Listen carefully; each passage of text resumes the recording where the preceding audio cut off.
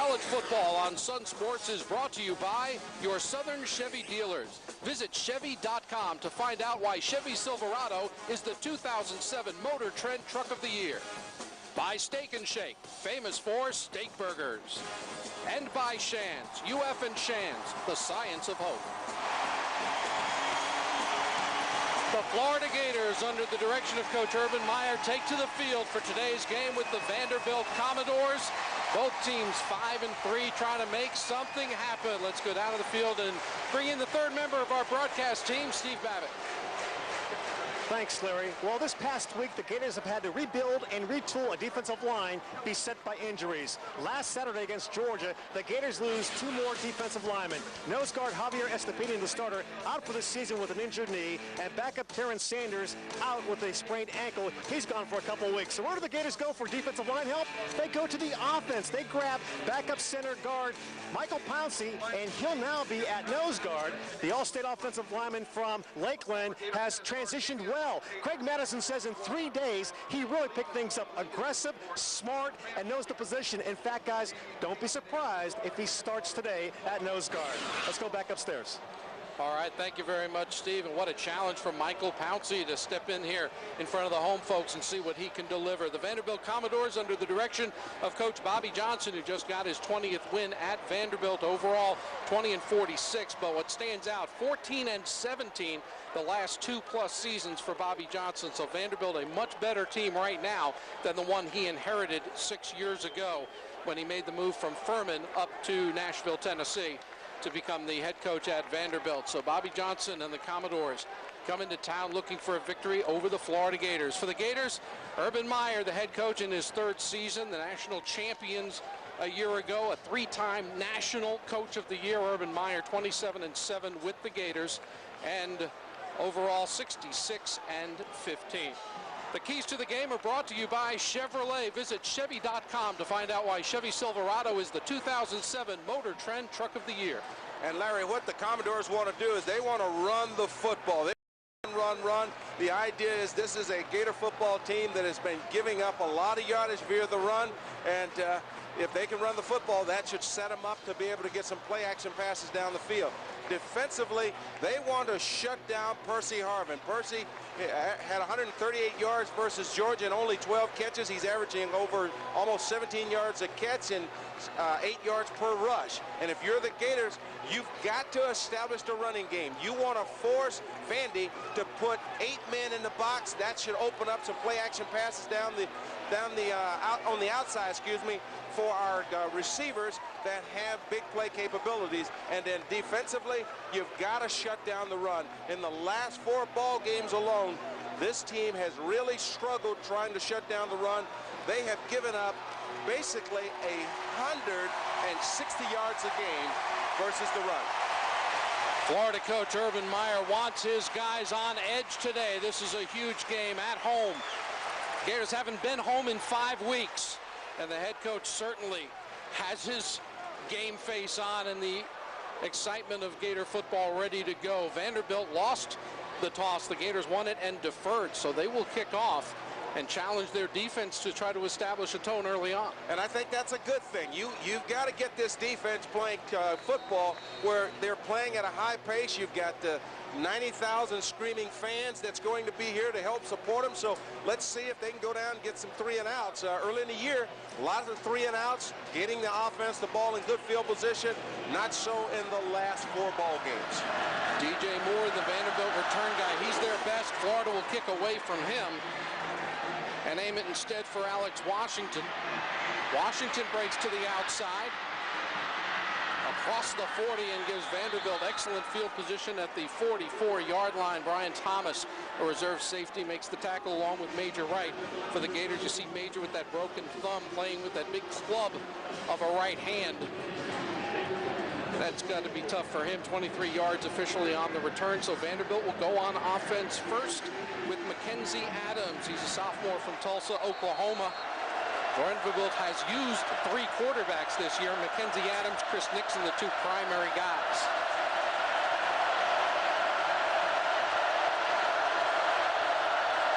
On first down, Adams will look to throw. He's a good runner.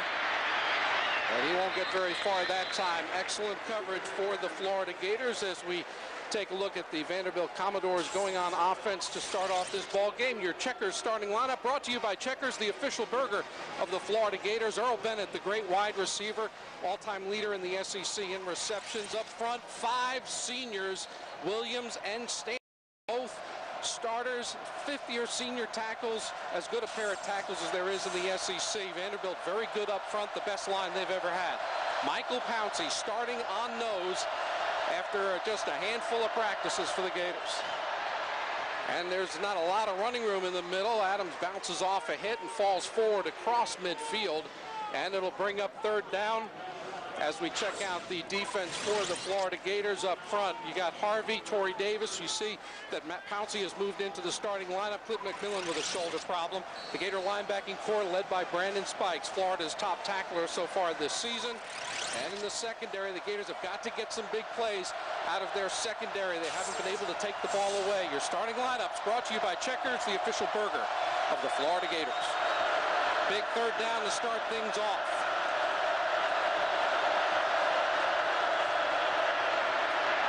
Pass is thrown and caught at the 45, and a third down conversion for Vanderbilt. Sean Walker makes the catch. Gators looking for that 3 and out, but they can't get it on the opening possession. And that's been the tendency here in the last 4 ball games. Good coverage, but nice throw by Adams. Able to get the ball into his receivers. He's being hit. Good catch by Walker in a crowd.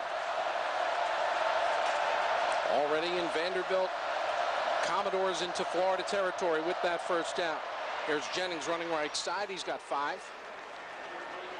And Larry, this is a tackle made by Jermaine Cunningham. And Larry, this is a veteran offensive line. They've got 5 seniors on this offensive line, so they know that they can run the football. They're going up against a very wounded Gator defense where the defensive line is battered and bruised. Linebackers have been missing tackles. Secondary is just not playing well. So offensively, if you're the Commodores, you got to feel pretty confident about moving the football.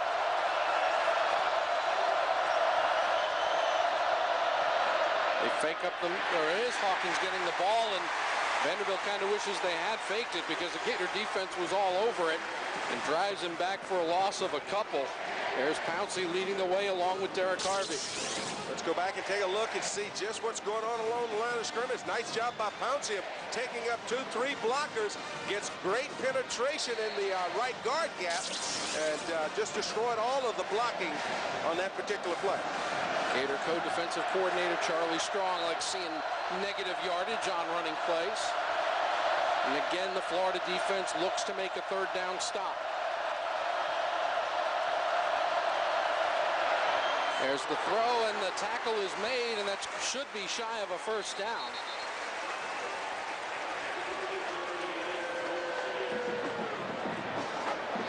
Closed quickly, a very favorable spot for the Commodores, but it still looks to be short. It should be a little short. There is a flag. I don't think the left guard got set, or somebody wasn't set. It is motion. Difference is Mackenzie Adams shows you that when given time, he can throw the football. He's thrown 2 passes, put it on the money both times. Illegal motion. Offense. Number 78. Yards from the previous spot. Replay third down. That's pretty good there, Larry. You got the first one out of the box right. The left guard. Left guard. Can I stop now? I'm going to leave that alone. Move the ball back outside the 47. It'll be 3rd and a dozen. Jason Jackson Garrison, number 22, back in at the running back for Vandy. Adams with time, fires incomplete off the fingertips of Earl Bennett. And this is a great play by linebacker A.J. Jones. He gets into the passing lane and basically blocks the view of Earl Bennett. Here's A.J. right there. Now watch him fall back in. Right there, just that little swipe at the football. Here's another look at it. Now watch, just a little swipe at the football by Jones. Keeps Earl Bennett from being able to catch that ball cleanly. And Vanderbilt will try to pin the Gators deep. Brett Upson, the punter, has knocked down 16 inside the 20 this year. Tries that little rugby-style kick, and it hits out of bounds right around the 17 or 18 yard. Vanderbilt territory inside the 42-yard line. 19 yards for the senior wide receiver from Tampa, Jefferson. And that time they caught him in a zone defense. Now watch this area here just vacate. There's nobody there. Everybody's running out, trying to get to their drop areas, and they leave the center of the field totally open. Caldwell steps in it, catches it, turns it upfield. Great yardage on a first down pass. Vanderbilt with a three-man front. Florida fakes the handoff. Going deep down the sideline for Murphy. And he's got it. First and goal at the 3-yard line. And this is just an outstanding effort by Lewis Murphy as he goes up over Myron Lewis and just takes the football away. If you look down to the left side of your screen, now watch this. The DB thinks he's in great position, but a nice job by Lewis of going up, taking the ball. Murphy taking the ball away from Myron Lewis. Lewis over Lewis, a 39-yard gain for the Florida Gators. Up the middle, Keaston Moore. And he gets about half of the 3 yards Florida needed for the touchdown.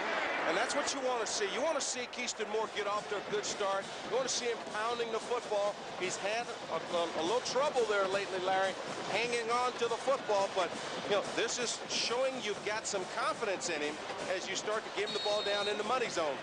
And the money zone indeed for the 2007 Florida Gators. 44% on a record pace. Let's see if they can up their percentage here. Again, the power three-man eye backfield. Moore again.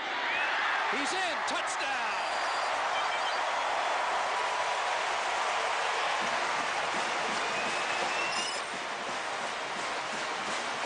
Gators get the ball down inside the 5-yard line. They give the ball to Keaston Moore, who came into the ball game averaging over 5 yards a carry, and just went to the triple I and just powered it in over that left side behind Jim Tart, Jason Watkins, and Drew Miller. Joey Ehas. Whistle.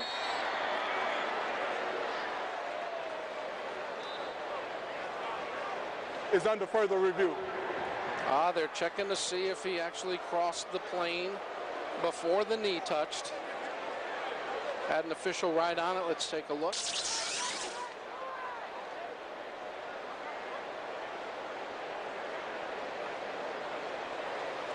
Well, you can't really tell from that angle there. Let's go back and see if we get a better shot of it here.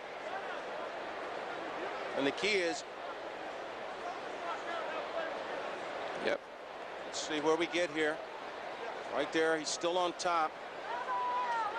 He's actually on top of the weak side linebacker, Marcus Buggs, as he's just trying to get in. Here's another look. He's actually in there. It's really hard to see. He's down in here. But, you know, the key is they've got to have convincing evidence to change the call. They don't have that. At least we don't. Here's a better look at it. And right there, and I think what it is, Larry, is you see that last little ump, you know, like he goes down and looks like he moves forward, and that's why they're checking it. But as you can see plainly, the ball is across the goal line. Okay, here's a ball. That's Keaston Moore right here. Now right here, his knee is not down because, and here is the ball right there. All the ball has to do is touch or break the plane of the white line, and it's an automatic touchdown. So let's see what they come up with. Worst case scenario would be 3rd and goal, an inch or two from the goal line. But again, the point of replay is to fix egregious errors, not to split hairs. We'll see what they decide. After review, the ruling on the field is reversed. This shows that the ball was 6 inches short of the goal line. The next down will be 3rd down and goal from the 6-inch line. 6-inch yard line. Yeah, which doesn't exist. Let's go back and take another look. And, you know, he's got the ball tucked away. And they're saying the ball hits right there. And then he moves it across. So, doesn't matter. You know, the Gators have got to overcome that. They should be able to go in there right now and punch it in. I think number 15 will just sneak it. Well, you know, the last couple plays, they've been up at the line of scrimmage. The quarterback's been under center. Now they go back into the shotgun. And even that would have scored on that one. Number 13 for Tim Tebow. Well, that's what you call a very safe run. You don't have to worry about the quarterback center exchange. Just get a good snap to the quarterback and you take it over the right side where you've been running the ball left. Vandy expects you to go left, you go right, and he goes in untouched. And unless there's a review, Ehas will go for the extra point. That's 41 in a row for Joey Ehas. Tim Tebow, the sophomore from Nice High School in St. Augustine, with the keeper, his 13th rushing touchdown of the year. Nestled in the heart of Florida, there's a place unique in all the world, where majestic oaks sway and stage shows swing, where it's as much about the wildlife as it is about the nightlife. A place where families gather to watch alligators while fans unite to root for Florida Gators. Gainesville, Alachua County, where nature and culture meet. Visit our website today and start planning your vacation in Gainesville, Alachua County, where nature and culture meet. Good things happen when you open a SunTrust checking account. You get more than great checking. You get a chance to help the community. For a limited time, just open a SunTrust checking account, accept and make a purchase with your new check card, and we'll donate $100 in your name to the charity of your choice. Or you can get a $50 gift card to keep for your own cause. So, how will you help your community? Visit your local SunTrust branch today. It's all about powerful combinations, like the combined efforts of top UF neurosurgeons, radiation physicists, oncologists, and programmers who invented the LINAC scalpel. Together, we've dramatically improved outcomes for patients with brain cancer with precise radiosurgical devices in the world. It's the kind of thinking you'll only find in an academic medical center. UF and Shands, the science of hope. Tim Tebow quarterbacking the Florida Gators on a long scoring drive to make it a 7-0 ball game. 8:22 to go here in the opening quarter on Breakfast with the Gators. And this is putting Tim Tebow back in the shotgun, and everybody expects him to go left. Good blocking over that right side by Marquise Pouncey, Carlton Metter, tight end, and then Jim Tark coming around to lead him in and to do the congratulating.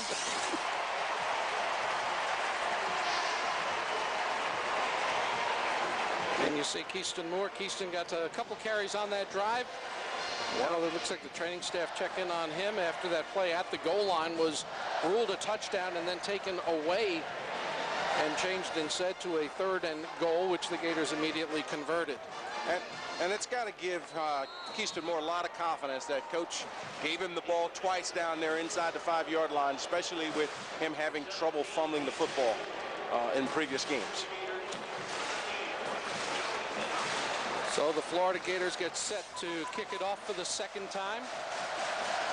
Joey Ehas again kicking away from Moore and to Alex Washington. Washington's fakes right and then comes to the left, and he's greeted rather rudely at the 32-yard line. And let's go down to the field to Steve Babbitt. Well, so far, the Michael Pouncey experiment going pretty well for defensive line coach Greg Madison. Now, Pouncey with the size, 6'4", about 315, has that bulk you want at nose guard. What he's able to do is give you some push. Watch this play. He gets to center and guard, blows them up, and then the other guys are able to collapse on the play. He doesn't get the tackle, but he was the instrument on that play to make it a negative play. So the Pouncey, he's got great smarts, and he's very athletic. Once he learns his position, he might have found a new home at nose guard. Well, he's back home again. Lawrence Marsh also in at defensive tackle for the Gators as Vanderbilt goes on offense. Adams incomplete, trying to get it to Kaysen Jackson Garrison. Good coverage that time by Brandon Spikes, but going back to Michael Pouncey playing that nose tackle position, guys, don't forget he was the center. He knows all the tricks that the center is going to try and pull. He probably even knows some of the calls. When they're trying to get the calls off between him, the center and the guard, they go, oh yeah, I know what that is. I'm going to hit this guy. So there's some positives about switching over to the other side of the ball. No question. I was talking with Greg Madison. He says the experience as a center certainly helps the transition. Well, Vandy gashes the Gators up front. Big hole and a lot of running room.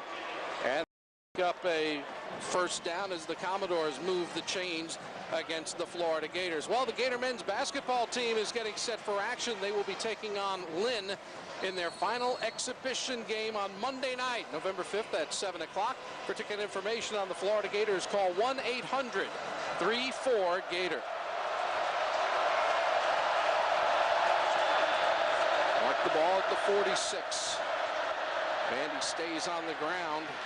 Not much running room that time as Florida gummed up the works for Jeff Jennings. Well, in that last play, Larry, it looked like the linebacker and the defensive line, the different corps were on different pages. It looked like they had a slant to the right that time, and the linebacker was supposed to go left, and looked like they went left as well, and that left that big gaping hole. Vanderbilt mixing the run and pass effectively. And there's another big hole, but it closes quickly as Spike stepped in there to drop Jared Hawkins shy of a first down. Now, that's what it really should look like. Now, watch the defensive line. Everybody's going that way. Linebacker should be going this way. That time, by Brandon Spikes being where he's supposed to be, the running back comes right back to him. Ball's at about the 46. So third and a couple. There you see Brandon Spikes, 8 tackles for loss this season for the Gators.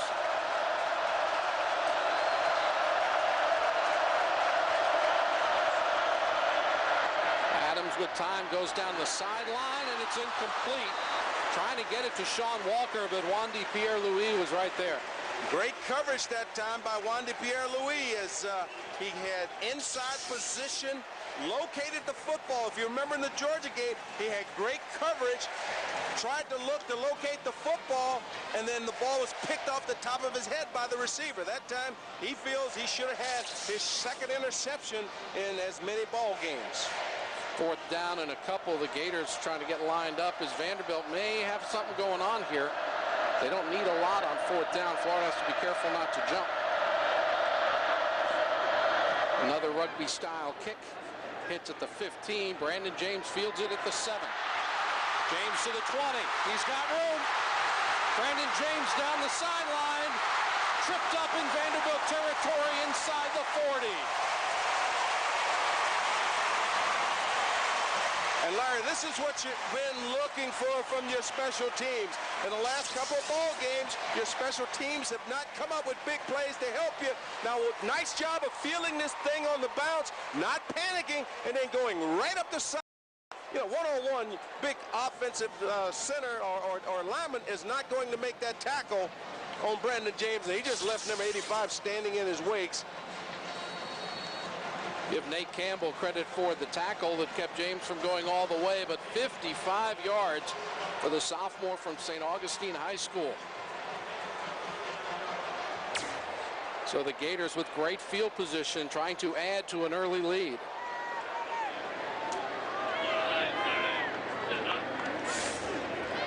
Tebow at the rock lockstep, now fires, and a sliding attempt made. And it looks like they'll give him the catch. Percy Harvin inside the 20. Great adjustment on the throw by Percy Harvin. Ball's thrown low and back behind him, and he comes back to help out his quarterback. This is what great receivers do. They make plays when it's not a perfect pass. That time he got down on the ball, got his hands underneath the football to make the catch. Moves the ball to the inside the 18-yard line. Gators in scoring position right away. And I think we're going to have another review as Bobby Johnson calling timeout to request one. Play is under further review. Well, he didn't call a timeout. I guess that they are going to take another look at it. And we'll do the same and see what we can figure out. Let's go back and take a look at it. This should be the best angle. Yeah, it looked like that ball hit the ground. Looked like it bounced up. I tell you, if he didn't catch it, Percy did an outstanding job of carrying it out and faking it as if he did. But looked like the ball actually bounces here. Was it off the ground or off his arm underneath? Well, here's another look. He gets down, hands underneath. And I tell you what, looked like he brings it in. Looked like he gets both arms underneath. So let's see what happens. We were wrong on the first one, so, you know, let's see if we can get 50-50. Well, it's a big weekend here at the University of Florida. It's always exciting when it's a homecoming weekend. Alumni come into town from all corners, and you have a big parade Friday. They estimate over 100,000 on hand to watch the parade.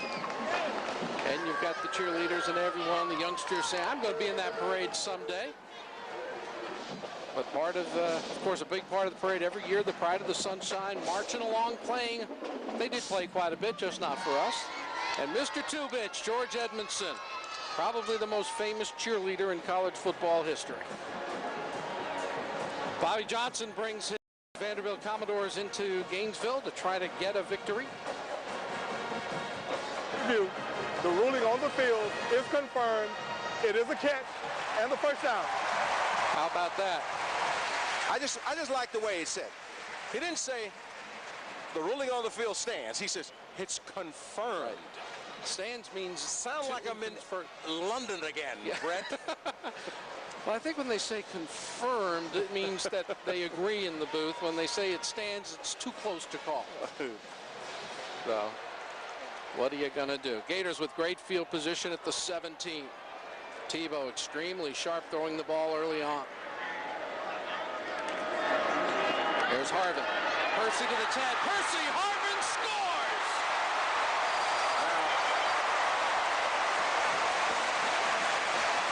Larry, earlier in the ball game I said, you know, when you give Percy the ball with his great speed, he tries to get outside.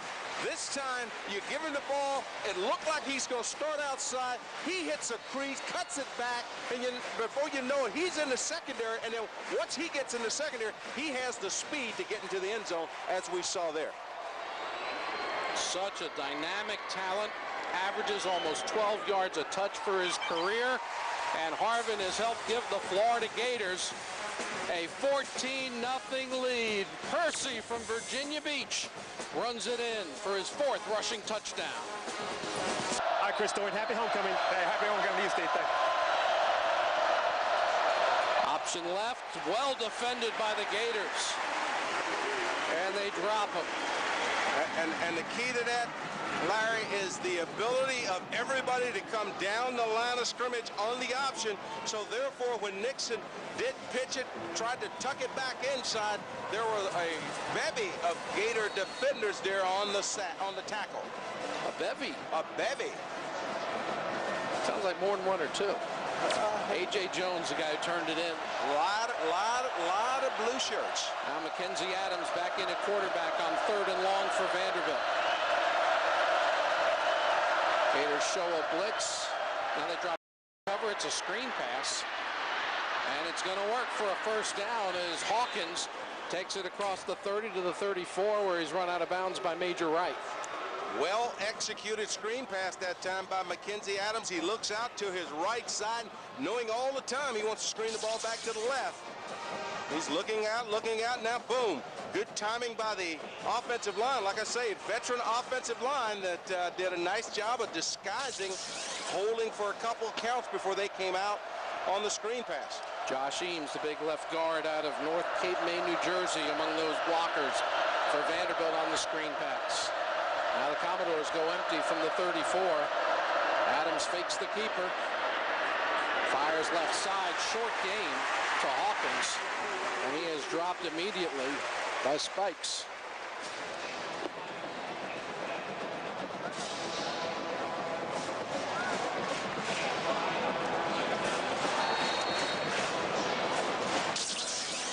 Nice job by the Gators this time. They tried to pull a little Tebow on the Gators where it looked like Adams was going to fake up as he's going to run the ball and then try and get the ball deep, but the Gators were not fooled that particular time. Jason Jackson Garrison hit at the 40, and he dropped forward maybe another half yard. Doe is there defensively for the Gators. Dustin Doe, a sophomore.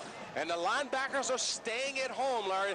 This time, as he breaks it back into the hole, Dustin Doe is right there to make the play. You know, in previous games, linebackers have been running out of there trying to get ahead of everything, and the play cuts back behind them. So far today, that's only happened once. Gators are doing a much nicer job at the linebacker position of staying at home, playing their responsibility. Doe second on the Gator team behind Spikes in tackles, now has 60. Third down. Fired to Bennett. Earl Bennett's got the ball into Florida territory. Joe Hayden makes the stop, but the all-time leader in receptions in the SEC, the junior from Birmingham, has him another one.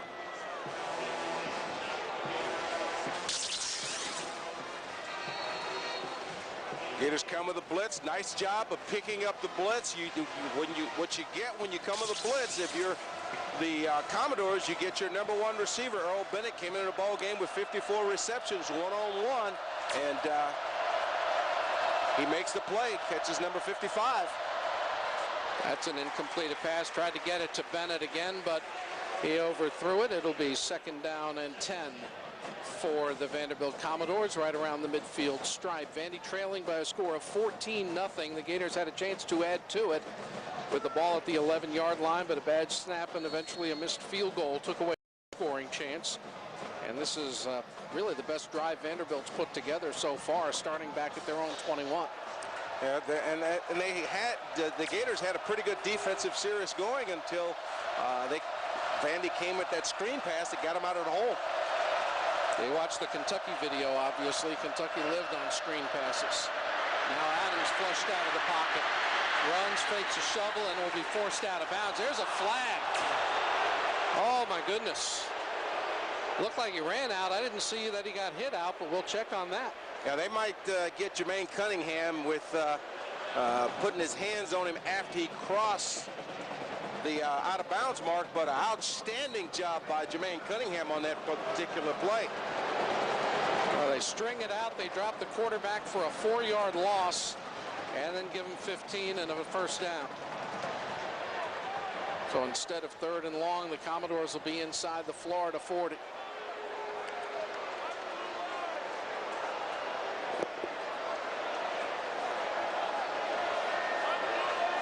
Our referee today, Hubert Owens, and his crew working this ball game.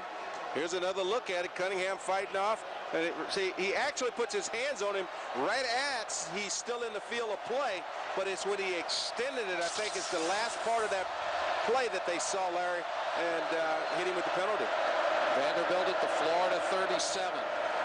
Commodores looking deep. They throw deep over the middle. Man is open. And Vanderbilt has a first and goal inside the 5. The tight end, Jake Bradford. A 36-yard gain. And there's a flag down. But personal foul, roughing the passer, number 98 on the defense. The penalty is pass to the goal and automatic first down. So 2 major penalties on the Gator defense on this drive, although that's just a 1-yard mark-off. Well, tight end gets a clean release that time. Jake Bradford going right through the center of the field, and then the Gators get hit with a roughing the passer penalty as Adams is hit just as he's releasing the football. And looked like the safeties vacated the middle of the field. So Vanderbilt looking to get on the board. There's a flag on the play. Adams running around. Adams looking for help somewhere, and he just throws it away, which he can do outside the tackle box. Now we'll see if this is a formation or if the Gators might have been lined up offside. It's usually one of the two when it comes out at the snap.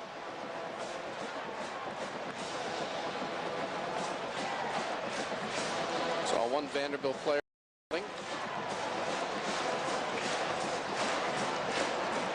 Offside. Number 98 on the defense. The penalty is half the distance to the goal. We'll replay first down. That's back-to-back penalties on Clint McMillan. You know, you get the roughing the passer penalty. Now you want to try and make up for it. You're trying to make a play, and you get caught for lining up in the neutral zone. Here you see McMillan. Senior from Oviedo, northeast of Orlando.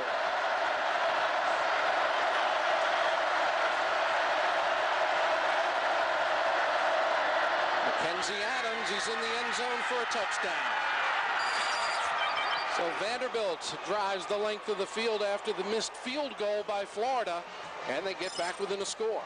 You know, it's amazing in football, the ebb and flow of the ups and the downs of a football team, because, you know, the Gators started out, they couldn't do anything wrong, Larry, offensively, defensively, special team-wise, and then all of a sudden you get a bad snap that sets you back 25 yards, you miss a field goal, you know, now special teams let down, and then all of a sudden defensively you start getting several penalties called, and you let a Commodore team that's down on the mat get up and move the ball down the field and get on the board. So just unbelievable how, you know, things change momentum-wise. Oh, no question, Nat. It's a great point. And when you remember the last couple of seasons, you know Vanderbilt's a resilient team anyway. They rallied to send the Gators into a double overtime game 2 years ago. They rallied in the fourth quarter to put a scare into Florida last year. Yeah, this is a team that, you know, they're not going to quit. They've got a great coach in Bobby Johnson, and this is the team that they come in and they're going to fight all the way till the end of the ball game. So you've got to be prepared to play 60 minutes. Extra point is good. And with exactly 11 minutes to play in the first half here at Ben Hill Griffin Stadium, the Vanderbilt Commodores are on the board, but the Gators still lead at 14-7. Looks like you do a lot of things right, and sure enough, it's 2nd and 1. Gators go inside. Big running room. Houston Moore inside the 30. Moore dragged out of bounds at the 22-yard line. Great blocking over the right side of the offensive line. You know, just a tremendous job by the O-line. Marquise Pouncey, Carlton Metter over that right side. He hits it right up their butt. Carlton Metter gets the block to spring him. Now, right here, you like to put that ball in the left arm instead of continually carrying in your right arm where the pursuit's coming from. But I guess when you've had put it on the ground a couple times, you don't want to do anything with it. You just want to tuck it and run. Where it is, absolutely. From the 22, Florida trying to answer the Vandy score in a hurry. Tebow to Caldwell. Bubba Caldwell inside the 15, close to another first down. And it looks like he's got it. And Larry, what I'm seeing right now is offensively, guys playing with a sense of urgency. You know, they know what happened last week up there in Georgia. This time you're getting that extra effort on each and every play. Bubba Caldwell catches the football, put a little move on Moore, gets outside, picks up additional yardage for the first down. Instead of being 2nd and 3 or 4, it's 1st and 10 for the Gators. 1st and 10 at the 11 where they were on their last possession. And now timeout is called by the Vanderbilt Commodore defense with 9:40 to play in the first half. Vandy needs a little rest. They need to regroup. The Gator offense is on a roll, leading by 7, trying to add to it here on Sun Sports. You know, guys, when you think about the Gator running game right now, a true running back would be Keyston Moore or Brandon James. That's what they do as far as that's their position. But the running game right now has been led by wide receiver. The reason for that, talking to Stan Drayton, I said, Stan, who's going to get the majority of touches against Vanderbilt? He says, right now, it'll be Percy Harvin. He's our best runner. Now, Nat, I know you want a true running back, but right now, for what the Gators need, Harvin gives them that escapability. Well, he gives them the escapability, but you still got to have a guy that's a pounder that's going to run tough inside. You know, so far today, because Percy has been able to run so effectively and the offensive line has done such a great job, you haven't had to pound the football. In the past, when we've had to pound the football, we've left that up to Tim Tebow, and that's how he hurt his shoulder. So, you know, you've got to have a guy like a Keyston Moore, a big bruising back that also can take some of that load off of the tough yardage. Moore with 4 carries for 37 yards. Tebow has only carried it once. Flips it out, wide open, phasing. Touchdown.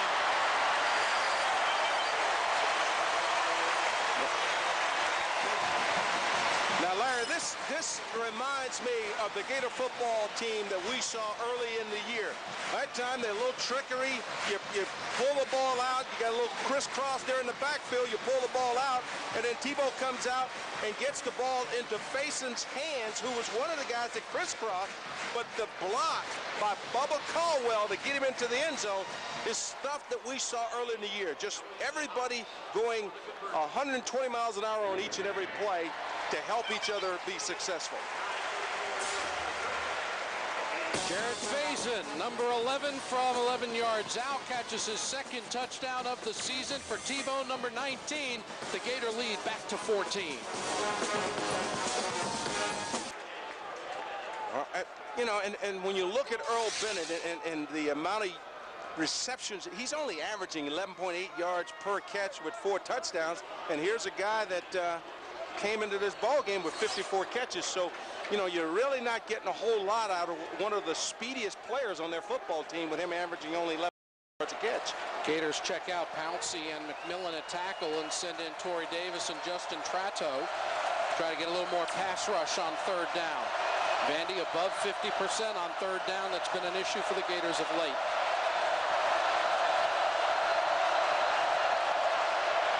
Harvey with the big rush, tipped and intercepted by Jermaine Cunningham.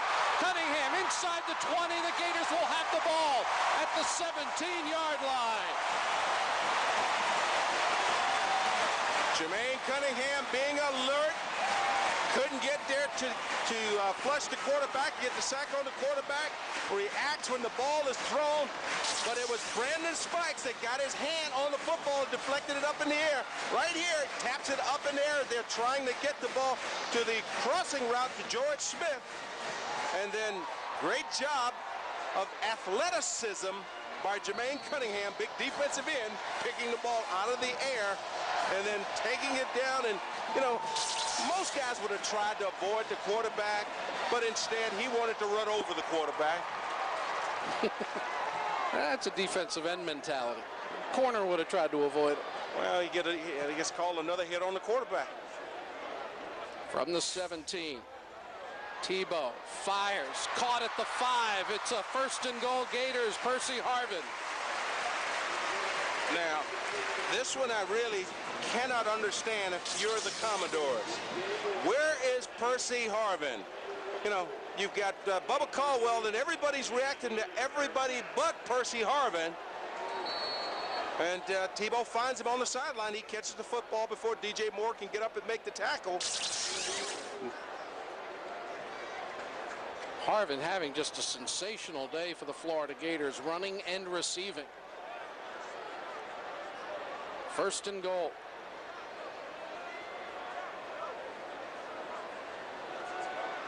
Tebow under pressure, fires, touchdown, Bubba Caldwell.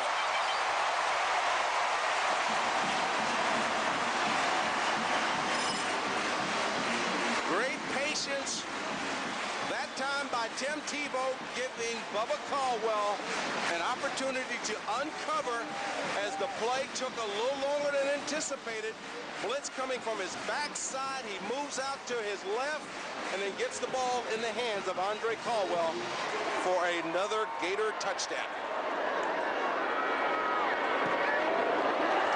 And this is the explosive Gator offense we saw the first 4 weeks of the season against a Vanderbilt defense that had allowed only one opponent to top 24 points in the first 8 weeks. The Gators have 28 in the first half. Timeout from the Swamp. Florida up 28-7.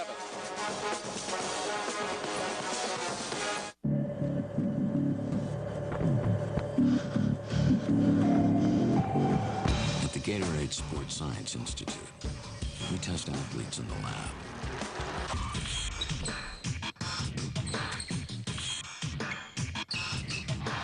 Because we know they'll be tested on the field. Gatorade, the most tested sports drink on the planet. The Florida Gators go up by 21 as Bubba Caldwell catches another touchdown pass from Tim Tebow. The ball's a little low, but Tim Tebow moves out to his left, able to get rid of the football as he's being hit just as he releases it to Andre Caldwell for the 4th Gator touchdown of the afternoon. And the Gators kick off. This is a high, short kick, but Moore will get his first chance to return one. He's very good at it, and he has a chance to get to the outside. Good angle, and a good tackle. They got a little face mask. The official right on the play did not throw the flag. The flag came from about 17 yards downfield. Major Wright on the tackle for Florida. And there's a flag out in the middle of the field as well.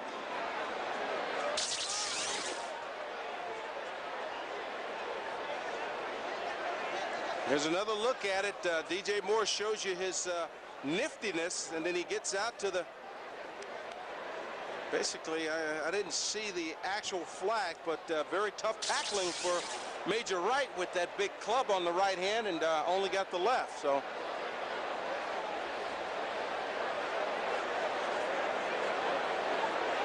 yeah, the officials talk over the 2 flags, one on the sideline. Looked like it was going to be on the tackle. I can't imagine what else it could have been. And then one out in the middle of the field during the return before Moore took it to the outside. And there you see the club of Major Wright. Larry, basically what that is around that right hand to protect that broken thumb, it's an old boxing glove. An old boxing glove they modified, and then they've got a bunch of tape. In fact, there's probably 15 rolls of tape that surround that thing. But literally, that's a boxing glove, and Major Wright, he's known for giving out the knockout blow.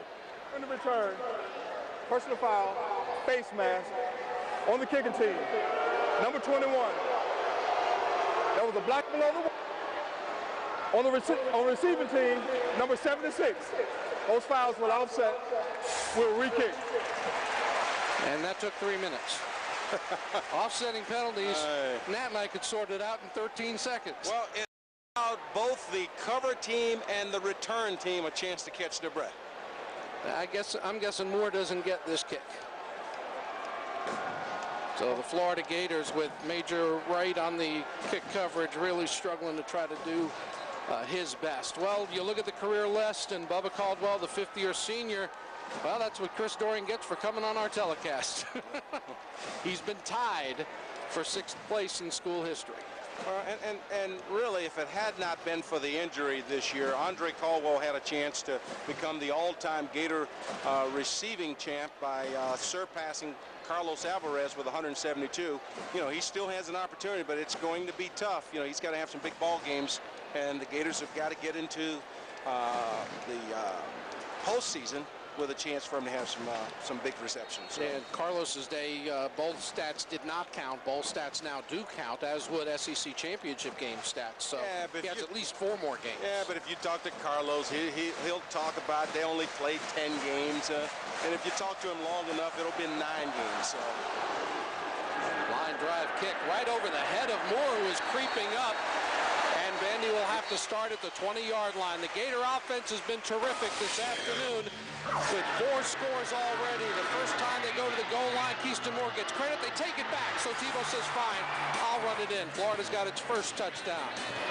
They got a run from Harvin, a pass to Faison, and the 4th touchdown is to Bubba Caldwell. 2 running, 2 throwing for the Florida Gator offense.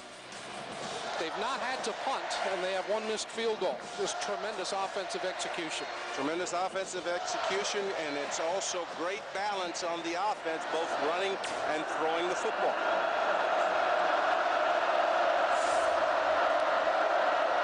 Adams on the slant. Earl Bennett's paying a lot of price for 6- and 7-yard catches today, and he got one there and got sandwiched by the Gator defense. Well, it's just about basketball season, and the women's basketball team, under the direction of Amanda Butler, is gearing up for her first campaign on the Florida sideline. And they invite you to get your season tickets now and enjoy all the exciting action. Call 1-800-34-GATOR to check out Florida women's basketball this season.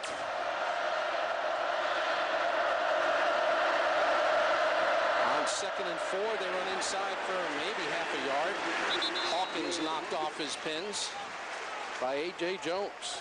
A.J. Jones playing that outside linebacker, strong side linebacker, does a nice job of coming down the line of scrimmage, keeping leverage, and then just leveling Hawkins. Caught him with one of his feet up in the air and sort of pancaked him. Like those hits when the guy's feet were both up off the ground moments after. The Gators more than a 2-to-1 advantage in total offense today.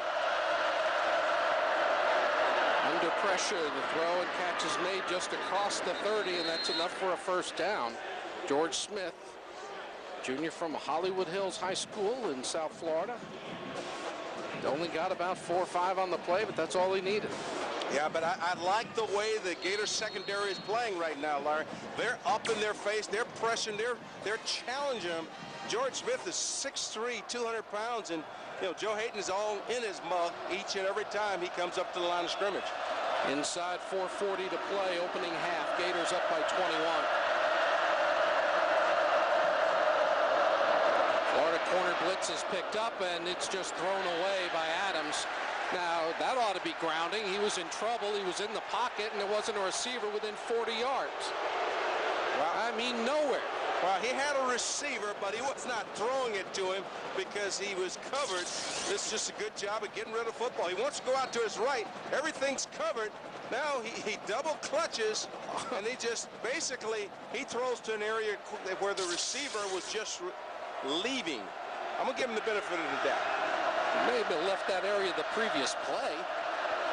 Little confusion in the Florida secondary between Wandy Pierre-Louis and Marquis Anderson. They appear to have it straightened out. Swing pass to Bennett. Bennett will be hit and dropped shy of the 30-yard line. Now, Larry, this is a defense that is alert. They are aggressive. That time, Wandy Pierre-Louis saw this play. He saw it before snap. He's telling Marquis Anderson, you've got to beat this block, get upfield. Marquis does that. He gets in there. He makes the play, gets around the ankles of Bennett, and then in comes Joyner and the rest of the defense to put the final touches in. But this great recognition by the defense.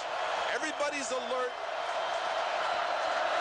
As I said, it looked like confusion, but it wasn't. It was Wandy calling the play out, and the Gator defense stopped it. Now a throw out a safety route, but way shy of a first down. They complete it to George Smith, but Brandon Spikes is there to run him out of bounds, and the Gator defense holds with 3:36 to play. Vandy will have to punt. Nice job that time, not only by the secondary, but by the defensive line. That time, Trateau, as you get pressure outside, Adams steps up, and then Trateau is in his mug, forces him to run outside and just try and get rid of the football. Not able to throw the ball down the field for a longer completion. 4-6 from the 36. Decent rush, but then bad acting by the punter. Upson tried to get a call. It didn't succeed, but that ball bounces and rolls and turns out to be a pretty good kick inside the 16-yard line for the Florida Gators. So the Gators will have a long way to go with 3:23 to play. 49 yards on the punt, only about half of it or a little more than half of it through the air. So now the Gators on offense get a chance to add to their lead. Well, you know, the dangerous part about a kick like that is, you know, because it gets there in such a hurry, doesn't get any hang time. If James is ever to get his hands on the ball and it gets a good bounce, he's off to the races, as we saw earlier, you know, when he brought it back 55 yards. Let's see what the Gators do. They've got 5 wide to open up from the 16-yard line. Now Harvin in motion comes into the backfield. Harvin has it. Didn't see room to the outside. Cuts it in. Gets about 5. He's tackled by Jonathan Goff, along with Broderick Stewart. Very little indecision when Percy Harvin has the ball in his hand. That time he wanted to go outside, but as soon as he saw those linebackers filling outside, he just cuts it back, goes north and south, gets as much as he can, which is another 5-yard run. Plenty of time for the Florida Gators to try to drive the ball. Gators not in a hurry yet. Want to make sure to move those chains once to shorten the remaining clock time. Harvin in traffic gets maybe a yard, and it'll be 3rd down and 5 from the 21. Gabe Hall beats the block up. The offensive lineman is in the hole. Keeps Percy from being able to turn it up, and Percy runs right into him. Look at Harvin, 85 yards rushing. He's also caught 5 passes today. Tebow has been almost perfect throwing the ball. Leads the nation in passing efficiency, and those numbers will just make his efficiency rating go even higher. On 3rd down, completes another one. Collard, but up forward for the 1st down is Percy Harvin. And the Gators move the chains with 2:01 until halftime. Now you may see the Gators hurry up a little bit. Well, haven't called Cadillus Ingram's name all day today. Let's see if we can get the big guy going through the middle. Gators fire, and there's Harvin. Harvin to the 45, and they say not out of bounds, forward progress, but it'll be 15 yards and a 1st down. Well, the good thing about college football is the clock stops. We've got a penalty flag down, but the clock stops anytime you get a 1st down to move the chain. So Vanderbilt 12 guys on the field at the snap. But I don't know if all 12 participated. That's the difference between 5 and 15.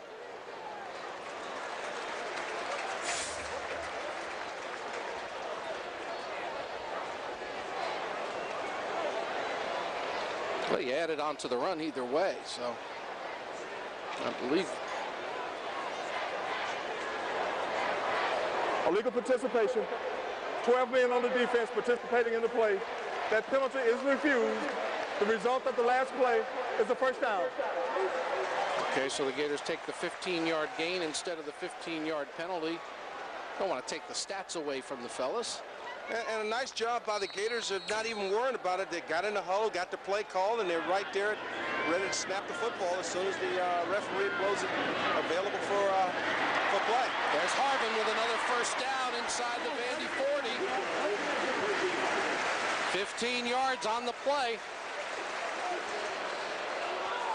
Gators 1:35 and 2 timeouts remaining.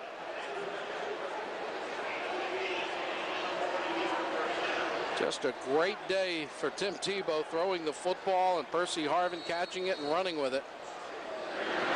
Vanderbilt blitzes. Tebow gets rid of it. Harvin is hit and dropped at about the 37. And Florida may want to use one of those 2 timeouts right away, and they do.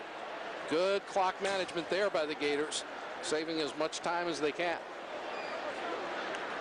It's only a gain of about 3 yards. Look at Percy Harvin, over 100 rushing for the sophomore. Came into the game with 329 rushing yards on the year. His combined rushing receiving now well over 1,000 on the season, as Harvin is just one of the most dynamic performers in college football. Well, and you talk homecoming weekend at the University of Florida. We already showed you a little bit about the parade, but how about a Gator Growl last night? Big crowd at Growl, hosted by Shelly Meyer. Have them come up, and then I'm going to have our captain say something at the end, and then we'll finish singing "We Are the Boys." Billy Donovan on hand, along with this year's Gator basketball He'll say team. things like, If the quarterback, if he throws the ball and the receiver repeat catches it in the end zone, then that's gonna. There you see Frank Caliendo, the main performer, the homecoming queen, and all the festivities, part of Gator Growl and Homecoming 2007 here at the University of Florida. Gators go back to work. Tebow in trouble, flips it incomplete for Caldwell, saving a whole bunch of yardage, and it'll be third down. Excellent job by Tim Tebow of avoiding the sack by just getting the ball in the vicinity of Bubba Caldwell. Well, right now you're looking at about a 54, 55-yard field goal, so you know Florida would like to move it a little closer, maybe four-down territory for this Gator offense. Yeah, I was thinking the same thing, Larry. This is four-down territory, and see if Vandy comes with a big blitz or tries to cover. They have not covered the Gators well. Here comes the pressure. There goes the ball to Caldwell, and the Gators have a first down at the 25. Excellent job on picking up the blitz by the offensive line on that particular play. You know, they showed three-man rush, and then they blitzed the linebackers inside, and Gators did a nice job of just protecting their area along that line of scrimmage. 1:11 to go, and a timeout remaining for Florida. Tebow fires, Caldwell again, and Bubba's down at the 13. Well, I can tell you this here, DJ Moore don't want to see any more of Bubba Caldwell because he is wearing him out. Well, we showed that Caldwell had caught Chris Doering on the pass receiving chart. He has passed him now and setting his sights on others. Well, I think the next guy that's in his sights is Dallas Baker. Overthrown for the corner of the end zone. Good pressure and good coverage on Harvin by the safety, Ryan Hamilton, getting over there. And it'll be second down with 53 seconds to go, and the ball just outside the 13-yard line for the Gator offense. Well, you know, the Gators would like to put a few more points on the board, especially from a momentum standpoint, because, you know, they get the ball coming out here in the second half. They can put some points on the board, go up at least 31, if not 35-7, and they get the ball, can come out and set the tone early. They can put this game away. 35 is the most points Vanderbilt has given up in any game this season. Florida threatening to get there by halftime. Quarterback draw. Tebow knocked off his pinch, couldn't get his balance. It was open, but he couldn't get through the traffic, and it'll be third down and long. And the Gators debate using their final timeout. And it appears they have called their final timeout with 42 seconds to go. This thing could go to the house if you're able to get this block right here. And, you know, that's the difference. You know, we were discussing earlier about Brandon James versus Keyston Moore. You know, Keyston Moore has been in that position before. Keyston Moore probably would have picked up the guy that was blitzing inside, and it would have given Tebow a better opportunity to get into the secondary. Instead, he went to the second level to try and get the safety versus picking up that linebacker that was blitzing. So, you know, it's just some of the little things you start making changes that sometimes can come back to cause you some difficulties. Well, the ball's at the 14. The Gators have to get inside the 4-yard line, about a length of the football, for a first down. Obviously 14 for a touchdown. It's a short field goal from this point, about a 32-yarder. Vandy with a lot of guys up around the line of scrimmage. And they're coming. Tebow fires for Caldwell. Touchdown! It's like playing darts. Tebow is so accurate today. That time he moved to his left just to buy himself a little additional time. And Bubba Caldwell on a post pattern. Ball is thrown nice and high, up and away from the defender, where Caldwell can catch it and score his second touchdown of the day. Vanderbilt is allowing teams 327 yards per game in total offense. The Florida Gators have passed that in the first half of this game. 5 touchdowns in 6 possessions for the Gator offense. Now watch Tim Tebow. He moves just a few steps to his left to give himself a better angle, and then he throws it nice and high over the outstretched arms of the safety that's trying to get into that throwing lane. Beautifully thrown football. Nice catch by Bubba Caldwell for the touchdown. Second of the day for Bubba, and Tim Tebow has been incomplete just twice today. But maybe he's up to 3 now. Well, you know, he's just been sensational throwing the football. Well, you know, when you were talking about what this team has given up defensively, you know, you got to also consider who they have played. But when you start talking about, they've only given up 118 yards rushing per ball game, and already just Percy Harvin has 105. You know, guys, one thing Stan Drayton shared with us about the game plan coming into this game against Vanderbilt and Bobby Johnson was they felt if they could protect, they could attack the corners. We've seen the Gator passing game go outside, and they have attacked the corners, both on the dig routes and the out routes, and that post pattern there you saw with Bubba Caldwell. But Urban Meyer and coaching staff felt that if they could protect one of the weak areas of Vanderbilt's secondary were the corners, if they had enough time, the wide receivers and Tim can hook up and make some plays. They've done that in the first half to the tune of 35 first half points. Well, Steve, the tough part about it is whether the corner's protected or not, whenever they do have good coverage, then you've got guys sitting down in the open areas, and he's able to get the ball to his outlet as once again, Joey Ehas is able to kick it into the end zone, and DJ Moore takes a knee. Moore really has only had one good chance to run with a kickoff, and that was negated on offsetting penalties when he returned to kick up close to the 45-yard line. Other than that, Ehas, the fifth-year senior from Clearwater Central Catholic High School by way of East Carolina, where he was for a year, has done an outstanding job for the Gators. So I don't know if Vandy will try to do much. 37 seconds, couple of timeouts. But they are not a quick strike offensive football team most of the time. Gators with a 4-man line. And they'll run it right up the gut. Jennings gets 9. And that'll take most of the time. In fact, they don't have to snap it again. If they choose not to, they can go to the locker room and try to regroup. Well, good thing that Vandy is determined to run the clock out, because on that last play, the Gators only had 10 men on the field. Marquise Anderson forgot to come in as they went to the nickel package. Well, fortunately, it didn't wait. As they ran up the middle for 9 yards, don't pick up another first down, and do not try to do any more with it. A very impressive first 30 minutes for the Florida Gators on offense. When you get touchdowns on 5 out of 6 possessions, you're pretty happy with your execution. Well, you're extremely happy. You know, the one negative is that quarterback. 3rd and long for Vanderbilt. Adams with plenty of time, fires, it's caught. Spinning ahead for a first down, and inside the 15 is Sean Walker. The Gators had him stopped short and missed the tackle. And Anderson is limping at the end of the play.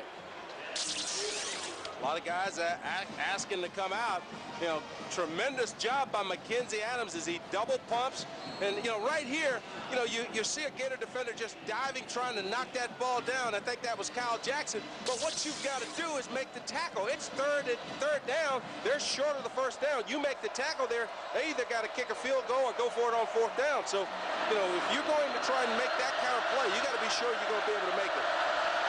Vanderbilt inside the Florida 15, looking for its 2nd score. Adams still waiting. This throws it into the ground. Walker was on the ground, close to the ball, and, well, just an incomplete pass. Yeah, but what he was really looking to do is trying to get the ball to Walker on a crossing route. But watch Brandon Spikes, number 51. You know, Adams is sets, good pressure. Now he just gets rid of the football. Nice job by McMillan of not hitting, but as Walker came across, he saw right then that Brandon Spikes was saying, please throw it, please. Vanderbilt with an onside kick to start the 2nd half is driven to the Florida 14. The run inside, there's nothing there for Hawkins. The Gator defense, and again, you see Spikes right in the middle of it. Clint McMillan as well making the play. Here's another look at it. Everybody staying in their lane. Clint McMillan getting off the block, coming down the line of scrimmage, makes the tackle. You know, the key is being able to stymie your man and then get off the block. Get there and make the play. Vanderbilt has taken almost 5 minutes off the clock to start the 3rd quarter. Here's the blitz. Adams throws it for the corner. It is deflected and incomplete. Joe Hayden got a paw on it to deny the touchdown. Now, what a heads-up play by the true freshman, Joe Hayden. This is Kyle Jackson's coverage, and he comes off his man and gets back into play. Just an outstanding play by the freshman. Justin Trudeau gets a free shot on the quarterback. Now, he gets back, and he makes the play versus George Smith to keep this from being a touchdown, as Adams just threw it up to a spot to try and take advantage of George Smith's sides at 6'3".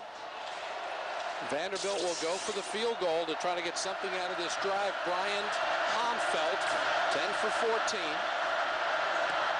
Not a very good snap, but well handled.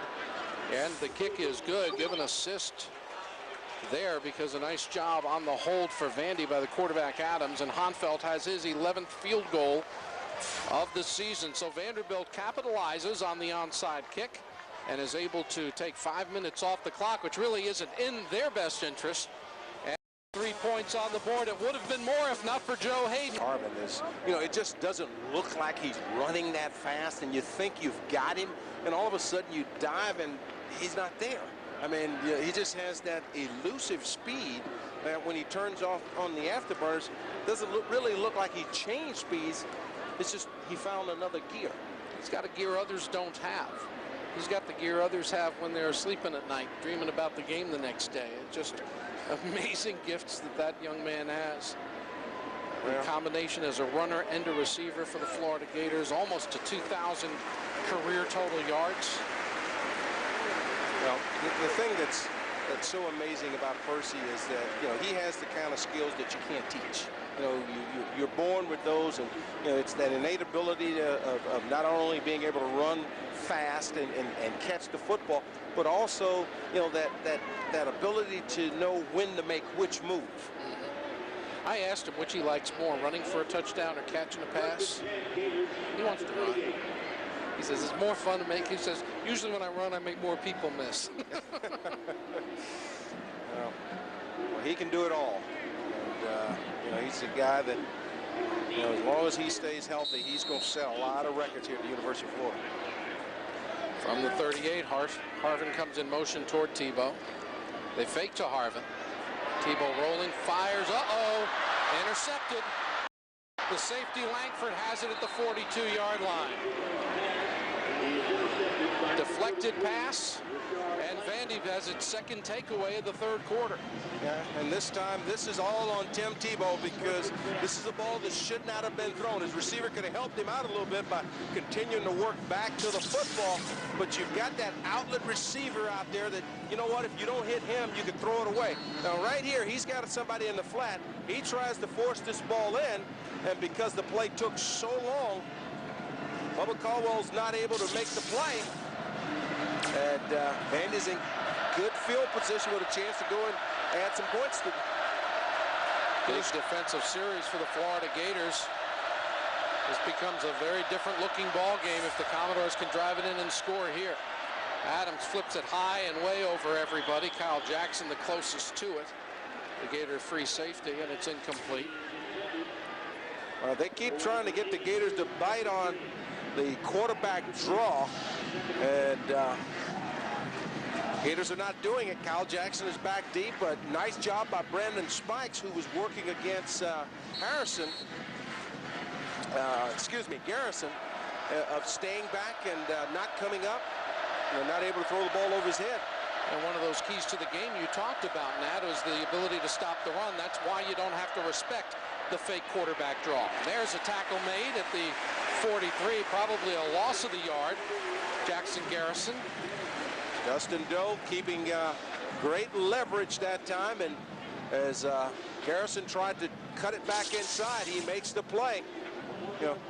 Watch the defense coming down the line of scrimmage. Now, nice job right there by Dustin Doe, not letting him get outside, forcing him to come back inside and forcing him to run into his blocker, Jake Bradford. Another 3rd and long for the Gator defense. Crowd starts to make some noise here at the Swamp. Adams runs out of pressure, pumps once, gets a defender up, And he'll get down to about the 39-yard line. And well short of a first down. It'll be fourth and about 6 or 7 yards to go. I tell you what, Mackenzie Adams is a very tough character to get on the ground.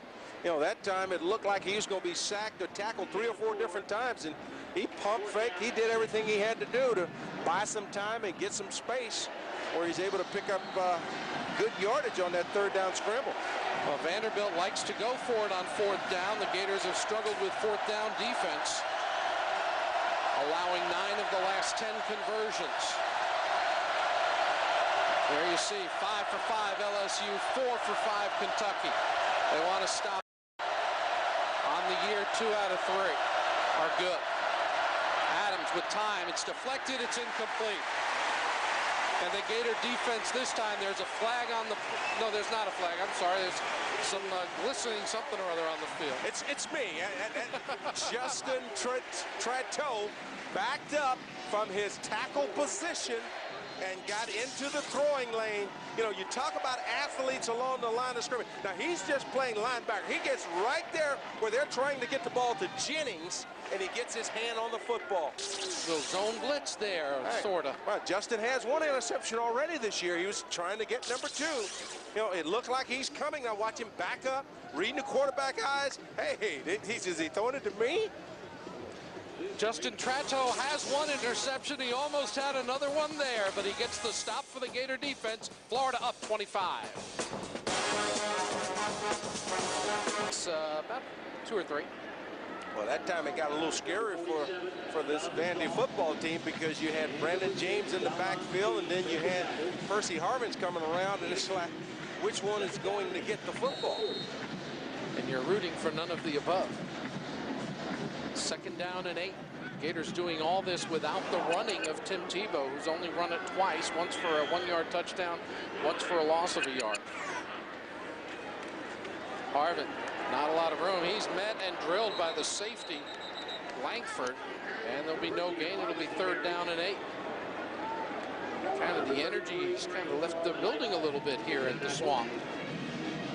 Well, we said earlier that when you can get even a speed guy running lateral, it just gives you angles where you are able to cut him off at the pass. And that time Langford was able to cut him off at the pass as he was running the ball back to the right side. And there was not a blocker on him. So good clean shot on Percy. 3rd and 8. 5 receivers out. Vanderbilt blitzes. Florida picks it up. There's Harvin. He's short of a first down at the 45, however. So it'll bring up 4th and 3, and we'll see Chaz Henry for the first time this season. Gator freshman punter. You mean first time today? Yeah. Oh, okay. Well, I haven't been around in a while. So oh, okay. Well, first time for me. Well, let's see if Chaz Henry can get off a good punt. You know, in the first half, the Vanderbilt Commodores starting field position was the 26-yard line, where so far here in the second half, they've had the ball up around the 41, 42-yard line each time. Henry kicks a high floater. Fair catch signaled for. He's run into by a teammate. It's Florida football at the 17-yard line. How about that?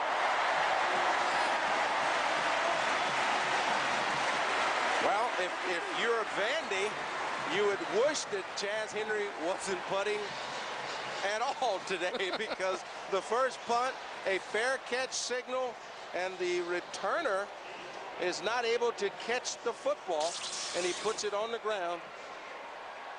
Here's another look at it. Nice high kick. There's Washington waiting for it. And Alex Washington is right there, and the ball moves on him, and he actually runs into number 14, which is Josh Allen, the cornerback. So the Gators get a huge break after giving Vandy a couple of breaks earlier this quarter. Now let's see what Florida can do with it. From the 17. Tebow keeps. Tebow runs into a man at the 5, fights his way forward just shy of the goal line. They wouldn't give it to him. 16 yards, 1st and goal. Now, guys, I must say this. You know, Tim Tebow runs the football. He gets the crowd up, but This is the ball that Percy Harvin was expecting a shovel pass, and the lane is there, but the lane was so big that Tim said, I'm not taking any chances. Now, watch this. This is just a little shovel pass. You got what you're looking for. And Percy said, where's the ball? Give me the ball. I mean, he's got a blocker out in front. He's got Jim Tart in front of him, and Tebow decided he was going to run it himself. On the keeper, he does not get in. Inside 5 minutes to go third quarter. So Tebow on his third carry has his first good gain of the day. More than a yard, that is. And now it'll be second and goal. We'll see if he keeps it or if Keyston Moore will get another chance to score. And it just shows you, Tim Tebow is such a competitor that when he sees that opportunity, he knows that they really don't want him to run the football that much, don't want him to take any pounding. It's hard for him to not take advantage of his instinct. Now out of the shotgun on second and goal. He'll keep it. He's in this time. Touchdown, Tim Tebow, his second running score of the day. And how about that? A record in the history of the Southeastern Conference. No quarterback has rushed for more touchdowns in a season than Tim Tebow, 2007.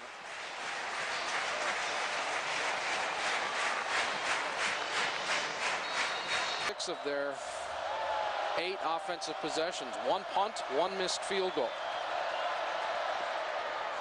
Will delay route to Bennett. Bennett makes the catch and gains about 7 or 8 yards, and that might be his longest gain of the season. The Gators have really corralled Bennett today.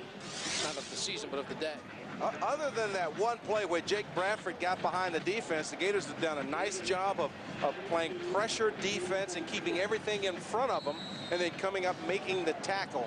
They've had a couple plays where you've had some missed tackles, but overall pretty good performance by this defensive football team this afternoon.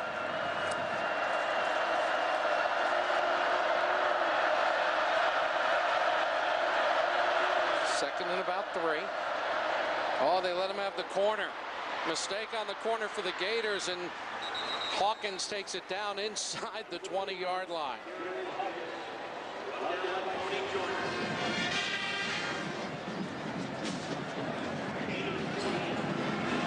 Jared Hawkins coming off an injury a year ago, sophomore from Spring, Texas.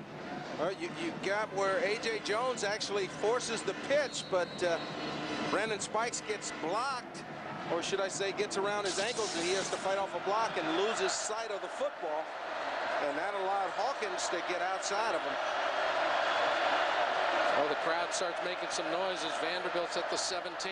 They had a screen pass, the Gators snuffed it out, and now it's just thrown into the ground by Adams. He's done a nice job of grounding without getting penalized for it about 4 or 5 times today. Well, and the Gators have done a nice job of play recognition. That's the second time this afternoon that they've tried to throw that screen pass to Garrison, and each time Jermaine Cunningham recognized it, ran with him, and took it away. But nice job by Adams getting outside of the tackles and throwing the ball at the feet of Jackson Garrison. There was a flag on the play, but they didn't mean it. Downfield, the pass was behind the line of scrimmage. Okay. He threw the ball into the dirt, therefore it's not an ineligible receiver downfield. Good call. If the ball doesn't cross the line of scrimmage in the air, the entire rest of the team can be downfield. The drum major's downfield, it matters not. Well, it's similar to the shovel pass, is that, it's almost like just a forward handoff.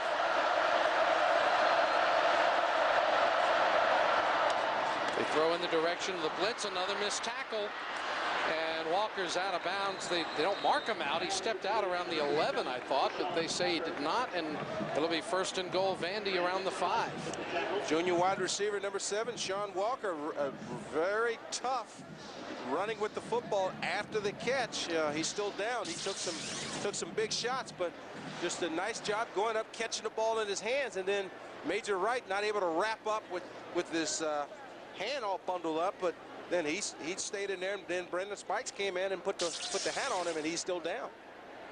A couple of those steps around the 11 looked like his heel had hit, but on the replay from the end, you see that the heel didn't touch the ground. No, I think the officials have done an excellent job calling the game today, and you know, anytime you go back and you look at the replay, you're seeing that they're making these split-second calls and being pretty much on it each and every time. Well, Florida and Vandy have played some exciting games here in the Swamp through the years, and it was a record-breaking day for the Florida Gators 4 years ago. 2003, Vanderbilt trying to rally. Jay Cutler finds Keywan Ratliff. The Gator corner breaks the UF single-season record on this play with his 8th interception of the season. That clinches it 35-17, a Florida victory on that day in November just 4 years ago. Now Bobby Johnson, who was the coach of Vandy then, still is, trying to get his team into a bowl, but they've got work to do, and a lot of work to do to get back in this one. Here in the Swamp, the Gators up 42-10. If you want to make your hard-earned dollar go a whole lot farther, get ready. Advance Auto Parts has the low prices guaranteed to save you money. Get ready to get the best price possible on all the parts and accessories you need with our ready-to-go low price guarantee. Nobody can beat our prices on just about anything for your car. So when you want to get more for your money while getting more out of your car, get to Advance Auto Parts for our everyday ready-to-go low price guarantee. Ready in advance.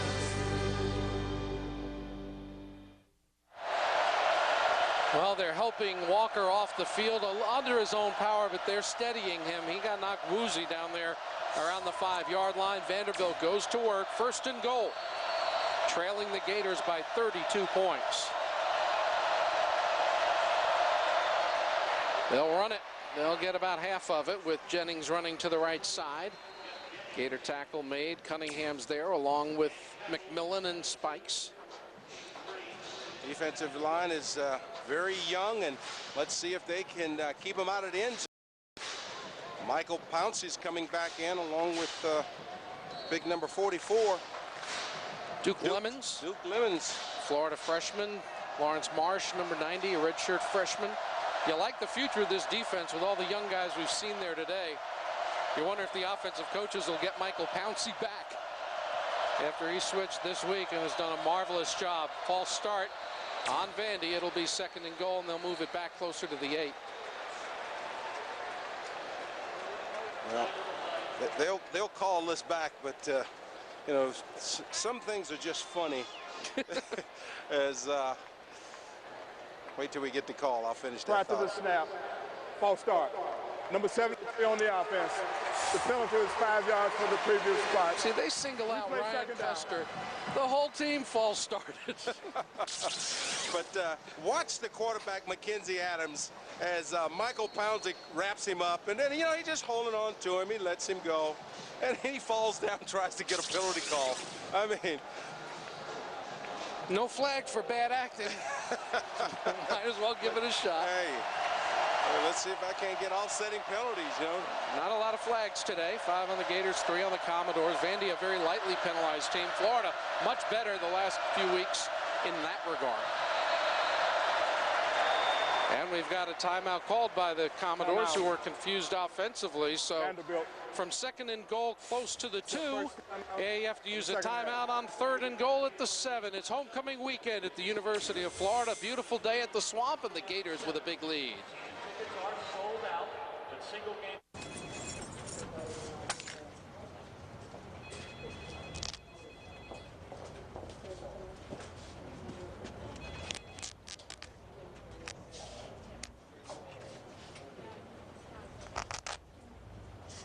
Get a suit that fits.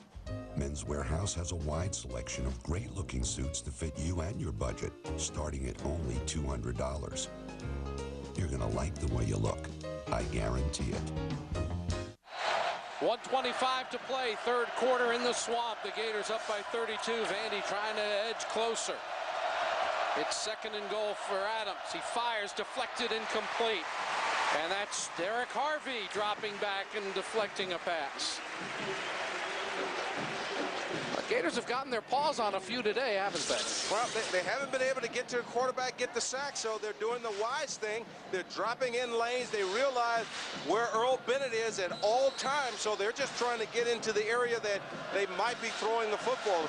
You know, he came in the ball game. The closest guy to him with receptions was 15, so, you know, if you guess, if I get around Bennett, I'm going to be right. Most of the time you will be. Gators send Wandy Pierre-Louis back in. I think Wandy came off, thought he was out of the game, and he's not. And now Florida will call a timeout because they've got some confusion defensively. And so the Gator defense will regroup. Let's go down to the field and check in again with Steve. Boy, every so often you really do see the youth of this team, as far as at times they either have trouble lining up or the communication. Doc Holliday was trying to tell Wandy Pierre-Louis, that's your guy. And Wandy Pierre-Louis thought, well, am I out? So he started coming out. And then Doc Holliday's yelling, no, you're in, you're in. At that time, Charlie Strong and Coach Urban Meyer wanted a timeout. But that's just youth. Those guys at times, you know they know what they're doing, but in the heat of the battle, sometimes they'll misunderstand something. And that could have been disastrous because there would have been a guy uncovered. And that's what happens, Steve, when you've got so much subbing, so much interchanging, when you're trying to run all these different groups of athletes, depending on what you want to get accomplished on each defensive series. So, you know, now you've got Marquise Anderson coming back in and A.J. Jones coming out. So, you know, it just depends on what you're trying to accomplish each and every time that the confusion happens. And keep in mind, Anderson's been in and out of the lineup all year long with a sprained knee. On third down, completed pass short of the first down. Earl Bennett makes his 6th catch of the day, but he doesn't have, no, I'm sorry, not Bennett, that's George Smith making that one. But Vanderbilt's receivers, even when they catch the ball, except for that one long throw, just about every other pass has been 6, 5, 7 yards. And a lot of those passes are extremely low. I would not be surprised to see them try and run an option route down here of some sort. Or maybe an option running play. The Gators have brought in more of a goal line defense on 4th down. Florida has one 4th down stop today, looking for another. Adams under pressure, throws it up in the end zone, and it is intercepted by Joe Hayden. Hayden to the 5. Hayden out to about the 9-yard line, and the Gator defense has another stop. Joe Hayden gets his 2nd interception of the year.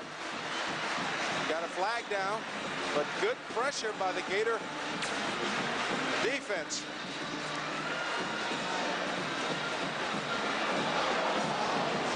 And the Gators are going to get called for, I think, holding.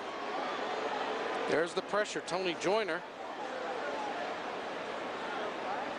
Okay. Let's see what the flag is.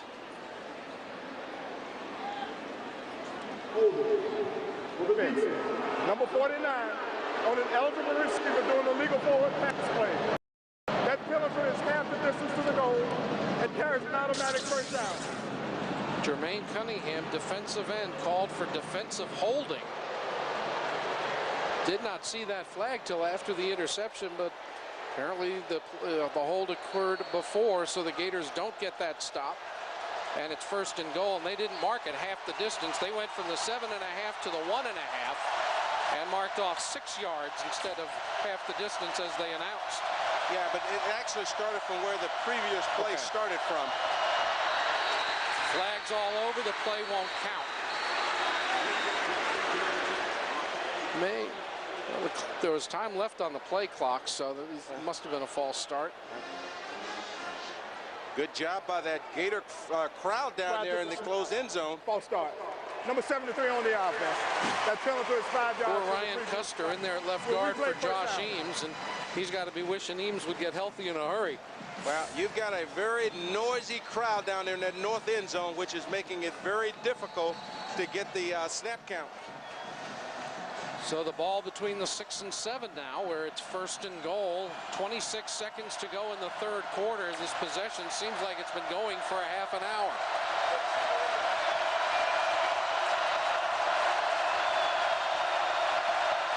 They'll run Jackson Garrison inside the 5, inside the 1. Kaysen Jackson Garrison stopped by Joyner just shy of the end zone. That time they tried to run a little stretch play just to try and get the defense running and let Garrison pick his hole. That time he found the seam and came very close to split the defense for the touchdown. But he got most of what they needed, 6 of the 6.5 yards they needed to get in the end zone, and that will be the final play of the 3rd quarter Here at Ben Hill Griffin Stadium, Florida Field, the Vanderbilt Commodores coming in here trying to get bowl eligible. They haven't played in a bowl game since 1982, but the Gators have other ideas, and Florida with a 32-point lead as we get set for the fourth quarter here on Sun Sports. A lot of freshmen. Well, you know, that's kind of interesting looking at Bobby Johnson there, wondering, you know, are we in? Well, if they took that long unfoul, you know you're not in. South end zone starts making a little noise. They try it again. There's a flag. And he did not get in. Now, did the Gators jump or did the Commodores? They let the play go on. Well, I think it looked like the Gators tried to time the snap count and got off the snide a little early. But you know, when you're already down at the 2-inch yard line, how much can they penalize you? You know, you did take the shot again.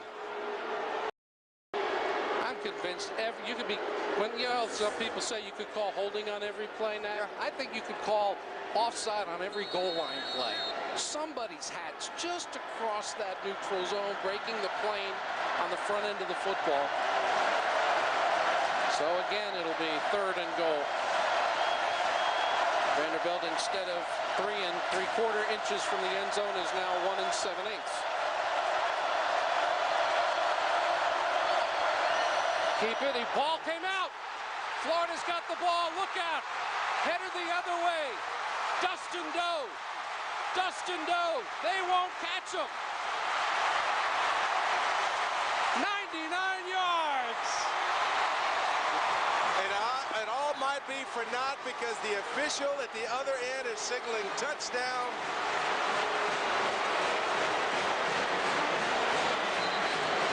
This will be reviewed, I think. Well, what can they do if they review it? Well, and Doe's got the ball, then you got to find out where he was when the whistle blew. No, but what they're saying is that he broke the plane of the goal line when he tried to reach the ball over the goal line. You know, sometimes you go to reach the ball over the goal line, you know, and you pull it right back, as long as it breaks the plane of the goal line. The question is, did the ball get knocked loose as he was trying to reach it over? So this will be interesting if the ball ever broke the plane. It doesn't look like it from everything that we're looking at. I sure hope we get another shot at this. Well, when that ball popped out, I looked at both officials right on the line, and neither one had signaled touchdown. The ruling on the field is that the ball broke the plane of the goal line before the fumble. It was a touchdown. Now the previous play is under further review.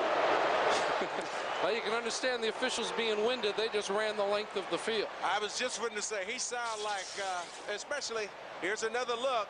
Now the ball must break the plane. Now right here, he doesn't get off. And you see the ball gets knocked loose. I don't think it ever crossed the plane. Not from that angle there. Here's a better look. Let's see the ball. Here's the ball right there. And it's out. Nope. Okay. Let's take another look at it. You can see the ball right here. And the ball's loose right there. So it doesn't look like it ever crossed or broke the plane of the goal line. So, well, that's why I said that. If they ruled that it didn't, they're blowing the whistle and calling touchdown before the play's over. Where do you put the ball? What happens next? Well, if they overturn it, well, I guess we'll find out, because it certainly appears rather clear from a goal line view that that ball did not break the plane in the possession of Mackenzie Adams. And they've told officials, make sure of your call or let it go because it is reviewable. And on that goal line play, that close, you should have left the play go on because it can be reviewed. Well, one official did, one did not. And it was the official on the far side, actually the Vandy side, that signaled touchdown.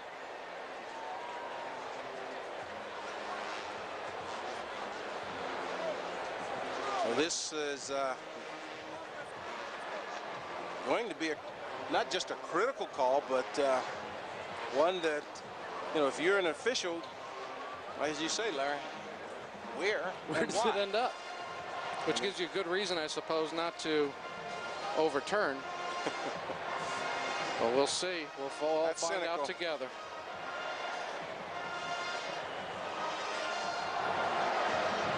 After review, the ruling on the field stands. It is a touchdown. With the clock operator, please reset the game clock to 13 minutes and 46 seconds. Please reset the game clock to 13:46. Thank you.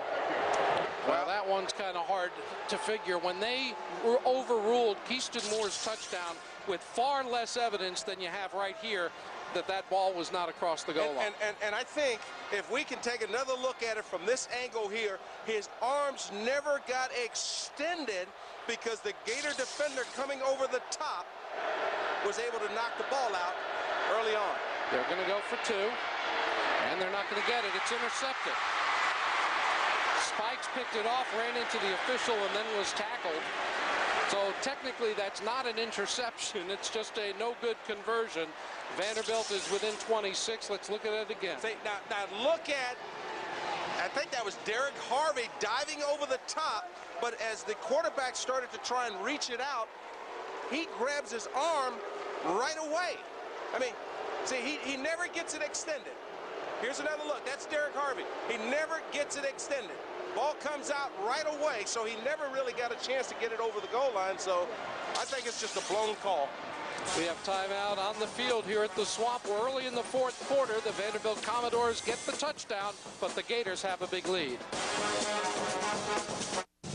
On the 40-yard line, you know, that's, you know, I hate to see them line up at the 42, 43-yard line because all the ball has to go is to the 40-yard line, and Vandy can recover it.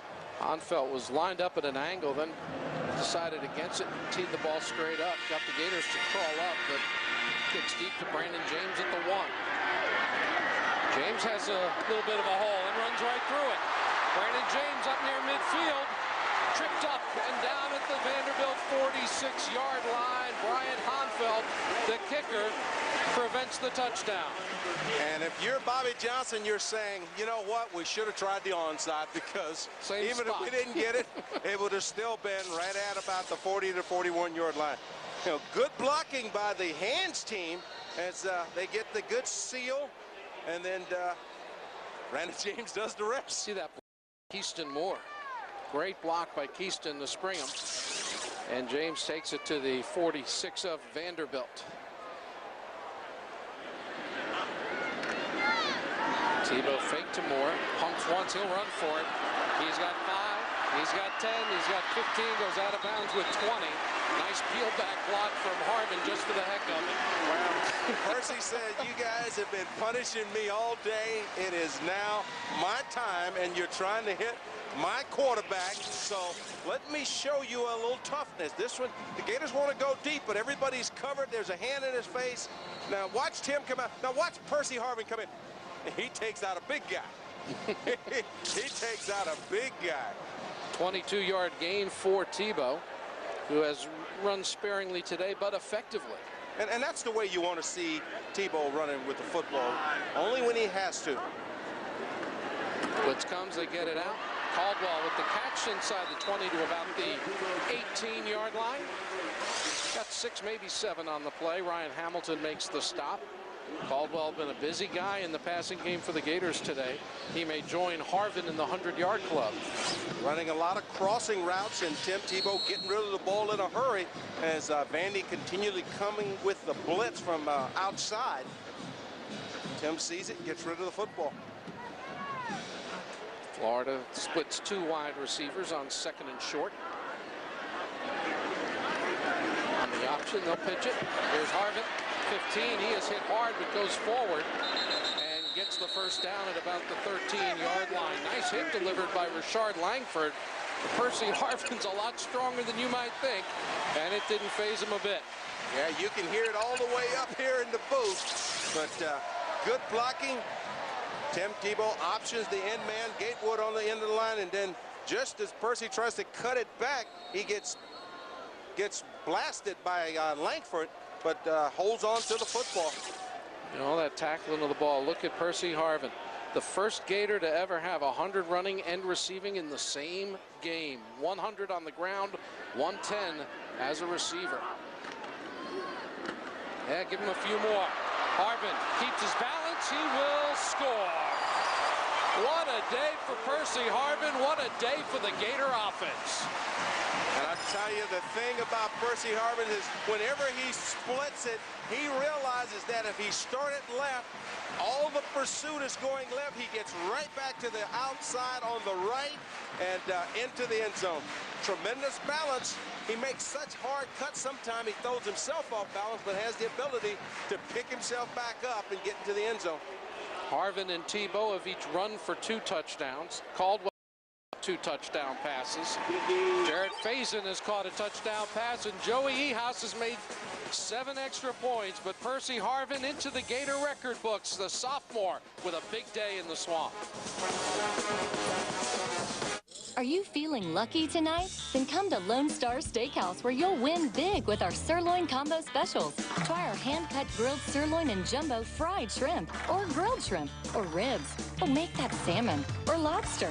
With so many perfectly paired options to choose from, every combo is sure to be a winner. And those big, bold mesquite grilled flavors start at just $14.99. But these winning combinations are only available for a limited time. So come in before you're lucky. You know, for just a little bit more, you can have all of this. Yes. Upgrades are awesome. Get the Comcast Triple Play upgrade. Add digital cable with on-demand, Comcast digital voice, or high-speed internet to your existing service for $33 each per month for 1 year. You'll get 3 great products at 1 great price, all on one bill. Just call 574-4000. The Comcast Triple Play. It's Comcastic.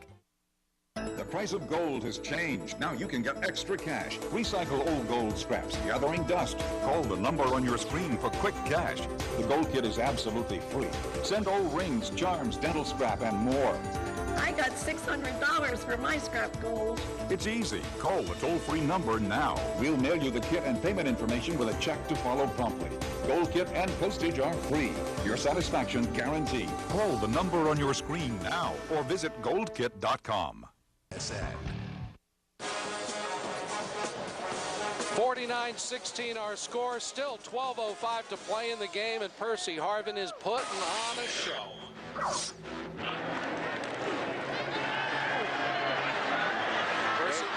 Percy's just been unbelievable catching the football as he goes down, makes the catch, and then outstanding run. After he gets into the secondary, it's very difficult to get on the ground. Does a nice job of tucking in, reading the head of his blockers. Real strong runner. Big runs all afternoon.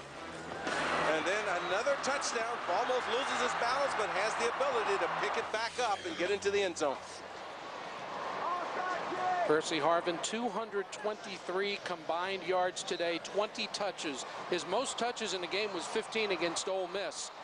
When it was just Percy and Tim Tebow, the entire Florida offense. This has been a great balanced offense, but 20 touches for Harvin is bad news for opposing defenses. It's bad for the opposing defenses, but it's also good that you're not having to run Tim Tebow that often, and everybody is involved in the game.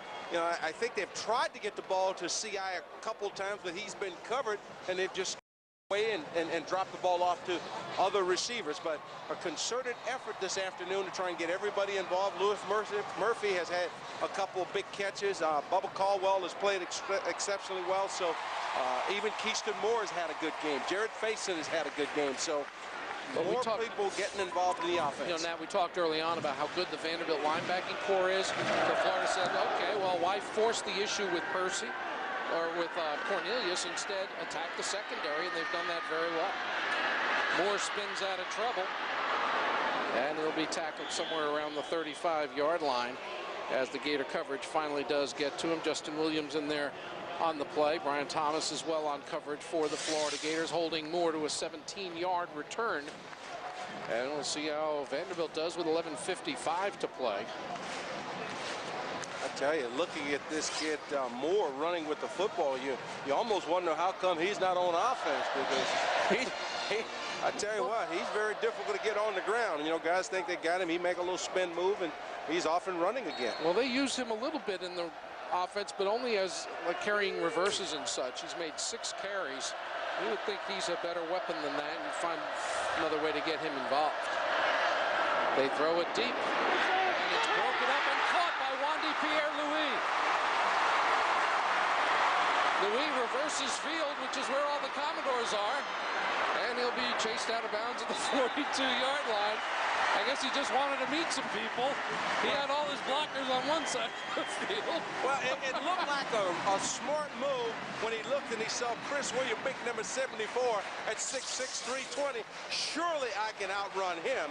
But just an outstanding play of locating the football. You know, as a defensive back, it's okay to get beat, but you've got to find the football. He's working against Earl Bennett. He finds the football, gets a hand up, intercepts it, and now watch it. He's looking at this big guy. He said, wait a minute. Oh, no, I think I'm just going out of bounds. He's got too many friends. Well, it must be about something about number 4 and returning interceptions, because Lawrence Wright made every interception he made quite an entertaining return as well. It must be in the number.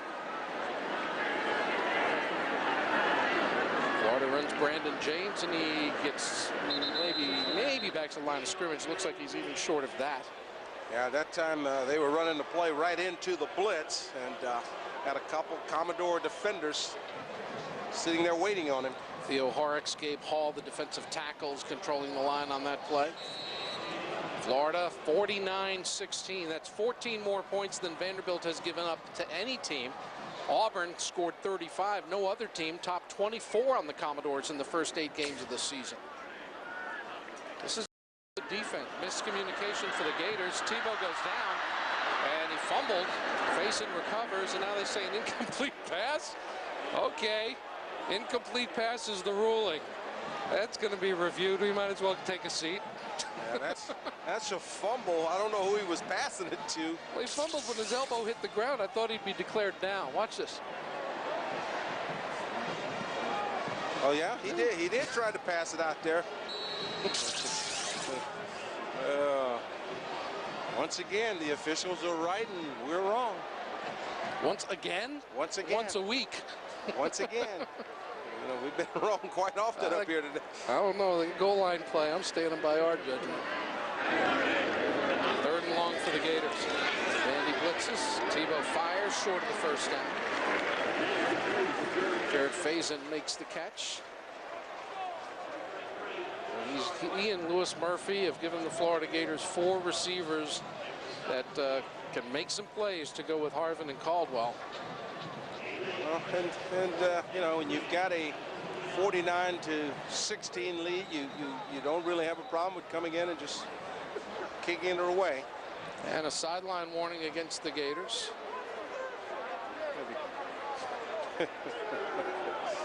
I guess they just invented that, what, 5-6 years ago? How long have they been doing the sideline warning? Has anyone ever been penalized for it? Lots of people get warned. Well, only if you continually harass the official. I wish highway patrolmen treated violations like they do the sideline violation warning. You know, just warn you.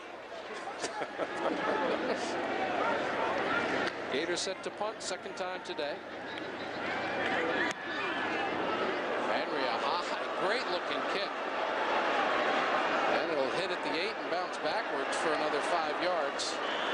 And Vanderbilt will have it at the 13. So Chaz Henry looked like a perfect boot, but it ended up bouncing back and costing him 5 yards on it. But still pins Vandy inside the 15. I tell you what, though, Alex Washington was having no parts of it. The ball was going right, and he was sprinting left. If there was an NCAA record for the furthest distance from the punt, I think he might have tied it. We've got timeout on the field. The Florida Gators homecoming weekend, and the Gators up big. Now drive away in a new Toyota Tundra with $6,000 in savings. That's a 381 horsepower, 5.7-liter V8 engine capable of towing over 10,000 pounds. It's hard to get another half-ton truck as well equipped and save $6,000. With that offer, you're not just starting an engine, you're starting a rebellion. Now get $4,000 cash back plus a $2,000 XSP Sport Package. Total savings of $6,000 on a new 07 Toyota Tundra Double Cab SR5. Hey, Hey kids, if you bleed orange and blue, then we've got something just for you. It's the KTK Gainesville Sun Gator Kids Club. Albert invites you to join, and for just $21, you'll get your Gator Kids Club t-shirt, official membership card, plus all sorts of discounts and free admission to see exciting Gator action throughout the season. And siblings can join for just $10. It's easy to join. Just call 1-800-34-GATOR and sign up today.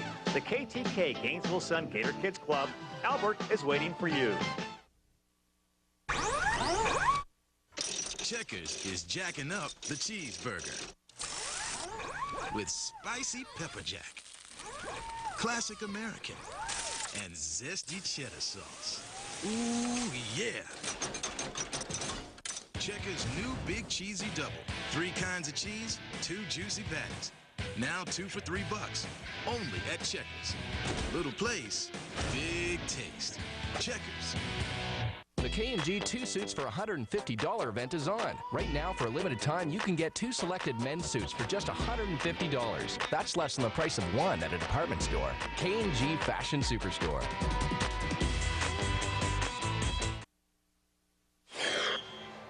Well, the Florida Gator defense has gotten some takeaways today. A big part of Florida's success. It happened early when Spikes deflected it, and Jermaine Cunningham picked it off.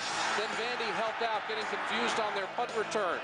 And then beautiful defense by Wandy Pierre-Louis with a deflection and an interception. 3 takeaways by the Gator defense, plus one that didn't count on the goal line, and another that doesn't officially become a turnover on the 2-point conversion. So the Florida Gators done a great job there. Down to the field we go to Steve. Well, the Gators last year led the SEC with 21 interceptions, and that was mainly because of the 3 R's, Reggie Nelson, Reggie Lewis, and Ryan Smith. And the Gators this year, they're starting to catch up, but they got a long way to go. 21 picks a year ago. Let's take a look at Reggie Nelson. He led the Gators with, well, he had 6 interceptions. Take a look at his closing speed. Great closing speed against Tennessee. What a play by Reggie Nelson. Ryan Smith, he led the Gators with 8 picks. Great anticipation on the ball. Now, there's a deflection, but again, being a ball hawk, that's the key thing for Ryan Smith. And Reggie Lewis, he had 4, so combined, the 3 R's did a great job. And 21 picks last year. Right now, the Gators with 8. They got a long way to catch up. But they started the day with 6, so 8 is a much better number. A couple of picks today for the Gators. On the quarterback draw, Adams caught around the ankles and holding on, making the tackle is Dustin Doe. Oh, no, I'm sorry. Check that.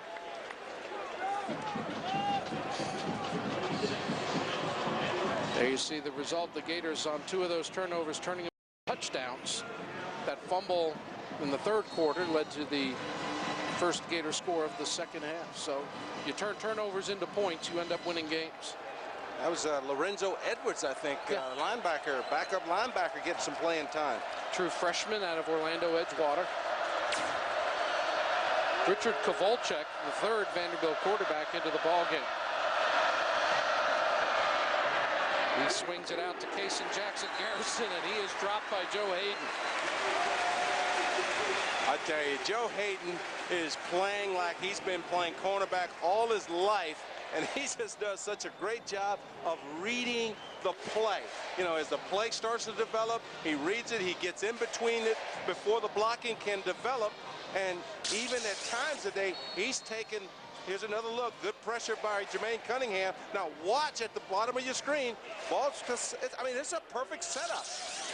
You know, Garrison think he's off to the races, and Joe Hayden is right there to hit him in the mug as soon as he catches the football. He's a special talent, a true freshman corner, playing at a high level in this league. Rugby kick, hits at the 40, and James will let it roll. Goes about another 15 or 16 yards, and Florida will go on offense. But a great day for the Gator football team here on homecoming as the Florida Gators get their 6th victory of the season. And you really can't overstate how much the Gators needed this one. Yeah, I think that's the big thing is after losing 3 of your last 4, coming back home, you know, basically needing a victory, not just worrying about getting bowl eligible, but staying in the hunt and getting something for your confidence. You know, here's a group that needed some confidence. And guys, the defense, they needed this kind of game. There's no doubt. You talk about confidence in that. The defense needed a shot in the arm, and they had that today. And another guy who needed it was Cameron Newton, the freshman from Georgia. just outside Atlanta, is going to get a chance to play a little quarterback for the Gators. Looks one way, throws the other for Murphy. Lewis Murphy across midfield. Gets about 7 or 8 yards. Cameron Newton has been slowed lately with a sprained ankle, but apparently had a good week right before the Georgia game, and good for him to get to play maybe a possession or two here in the fourth quarter. Yeah, and that's been the tough part for this Gator football team, is that, you know, you got so much talent sitting on the bench, but they haven't really gotten playing opportunities because the game is drug on each and every week. You know, you go up and you play Kentucky, and you know it turns into a shootout. You know, you think you've got LSU on the wraps, and you let them come back. So, you know, it's good to get some of these young guys some playing experience this afternoon. Newton will keep. Cam Newton fights his way forward for about 10 yards or close to it, and a Florida first down at the Vandy 40. And 6'5", 243 pounds, you know, all that stuff that you like to run with Tim Tebow, you can run it with Cam Newton because he's a monster running up in the inside. Yeah, he's bigger than the linebackers. I mean, you prepare for Florida, and the linebackers are saying, whoa, whoa, whoa. You got Tebow, now you're going to throw this guy at me? Come on. I want a small, skinny quarterback. Cam Newton, a star performer up in Georgia as a high schooler, very highly recruited. Gained 4 yards as the Gators run it up inside. Keyston Moore. Poor Keyston, a touchdown taken away early in the game. I think that's Keyston's 5th, maybe 6th carry of the ball game. Should put him up over 40 yards. So, you know, keeping that average up around 5 yards per carry. Had a big run, 32 yards in the second quarter. 2nd down and 6 inside, 6 minutes to play. Newton keeps, breaks a tackle at the 40 or 36 and goes forward a couple of yards. Will bring up 3rd down in less than 5. Florida starting quarterback Tim Tebow, he has reason to smile. Look at this. 21 bad throw out of 27, 281 yards, 3 touchdowns, an interception, 2 more touchdowns running. He has 14 rushing touchdowns and 21 passing touchdowns. Well, he's been very prolific. You know, the problem has been is, you know, when you really needed to keep things going, you haven't been able to get it done. So, you know, this is the game that he needed as well. Newton fires too strong for Hernandez. Aaron Hernandez out of Connecticut, freshman tight end. And now you have to decide, okay, what's the gentlemanly thing to do? Do you kick the field goal? Do you go for it? On 4th down, they're going to, I think, go for it. Well, I think it gives your guys a chance to get some playing time or some experience in 4th down situations, but realistically, you know, if you kick a field goal, you're running it up, and if you throw a bomb, you're running it up. So the only way you avoid running it up is to fail. You don't want to do that. Bad snap. Newton tried to pick it up and run with it. Not a good idea. Vanderbilt plays double dribble with it, and it'll be a touchdown for the Commodores, as running it in is Darlon Speed, a reserve defensive back. Gets the touchdown for Vandy. Well, 2 mistakes on that. First and foremost, the bad snap once again by the center. And, you know, you still got your starting center in there. And then secondly, when you turn around and have the young man try and pick it up and run with it instead of just falling on the football, let the defense come in and play defense. So a couple bad mistakes there. You know, and Cam Newton will learn from it. And the Gators will put their defense on the field as they expect Vandy to go for 2 in this situation. Vanderbilt's Darlon Speed out of Kingsland, Georgia, been injured. Back in the lineup today, but hadn't played a whole lot. Gators have really attacked Vanderbilt's secondary effectively. And they'll go back to Mackenzie Adams to run the 2-point conversion try.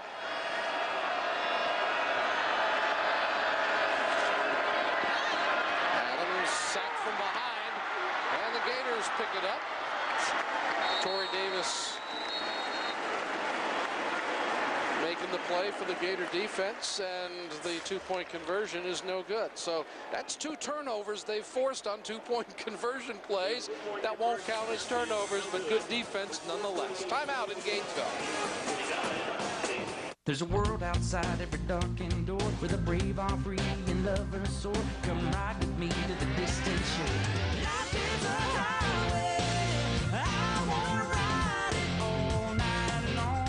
Ever since there were cars, Americans have had a love affair with the open road. And with quality gasoline and great snacks coast to coast, Valero is your perfect travel companion. Valero, the all-American gasoline for the all-American love affair.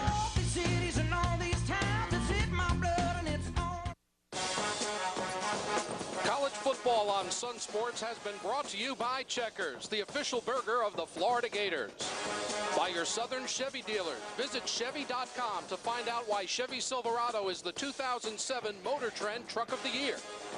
And by Shands, UF and Shands, the science of hope.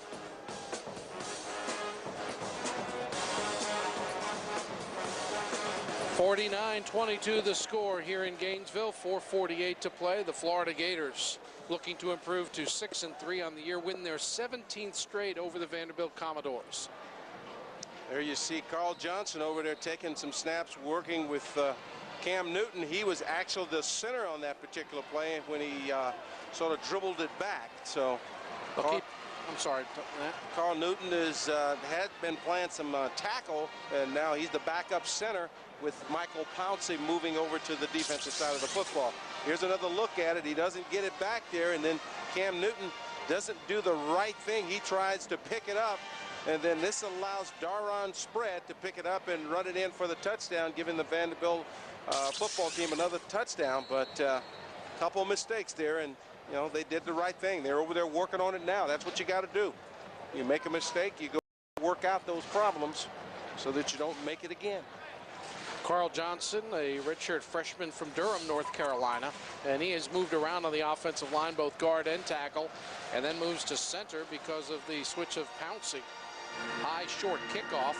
Gators can't quite get to it, and finally do get a hand on it and fall on it before anything too bad happens. Justin Williams there for the Florida Gators. And Williams, another one of those young guys, redshirt freshman out of Folkston, Georgia. Gators the last couple of years have recruited very well.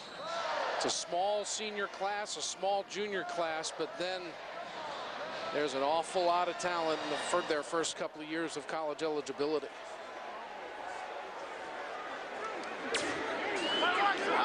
Now let's see what Newton gets to do on this possession. Shows a little corner blitz. Florida will run it inside. Keyston Moore picks up a couple. Starting to get a look at some of the backup offensive linemen, especially at that center position, because Drew Miller is one of 2 seniors on the starting offensive line. He and both Carlton Metter are your 2 starting offensive linemen that are seniors. You got Mo Hurt in there playing on the offensive line. Marcus Gilbert, 76. Newton keeps. Newton to the 40, runs over a man to the 45-yard line. And there's Brent Trice, the backup strong safety, requesting one of those undersized quarterbacks as he was flattened. And here's a guy that really could be used similar to the way Tebow was used last year, because it's such a weapon as he puts that forearm on the defender Trice. Reminds you a lot of Tim last year. You want to tackle me? Come on. Well, it's comforting for the quarterback to know that once he breaks the line of scrimmage, he's bigger than everyone else. That time he had just a little too much body lean and fell down on his own, but I'll tell you what, he's a big, strong fellow when he decides he wants to run with that football. Yeah, I experienced that every Saturday night around 11 or so. Second down, a long 3 for the Gators as they take it down close to 3 minutes to go.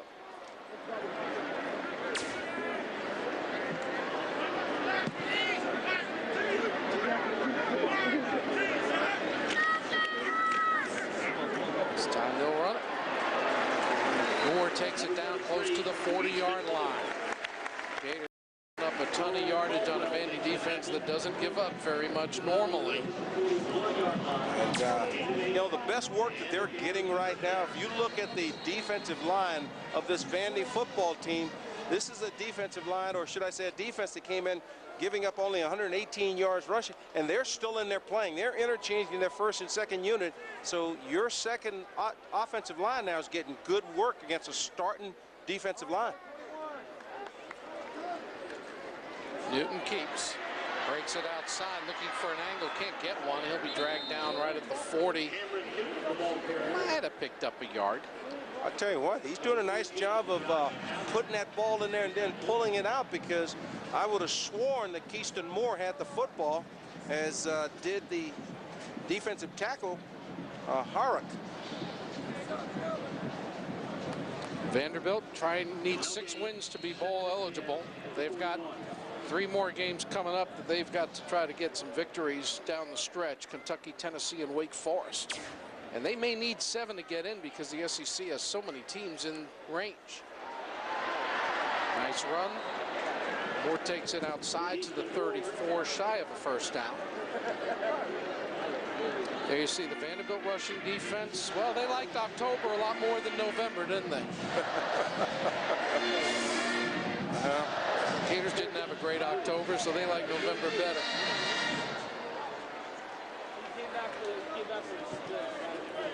And now 3rd down and a short 3. The ball inside the 34.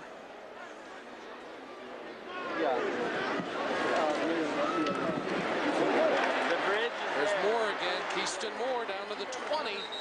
Picks up another Florida Gator first down. The play of the game is brought to you by Steak and Shake, famous for steak burgers. And it's Percy Harvin following the block of Eric Rutledge, and then able to just waltz into the end zone. Good block at the point of attack. Good blocking outside by the receivers. And Percy Harvin gets his 2nd touchdown run of the day. Percy over 100 rushing and receiving, the first time in a single game for anyone in Gator history. A couple of touchdowns.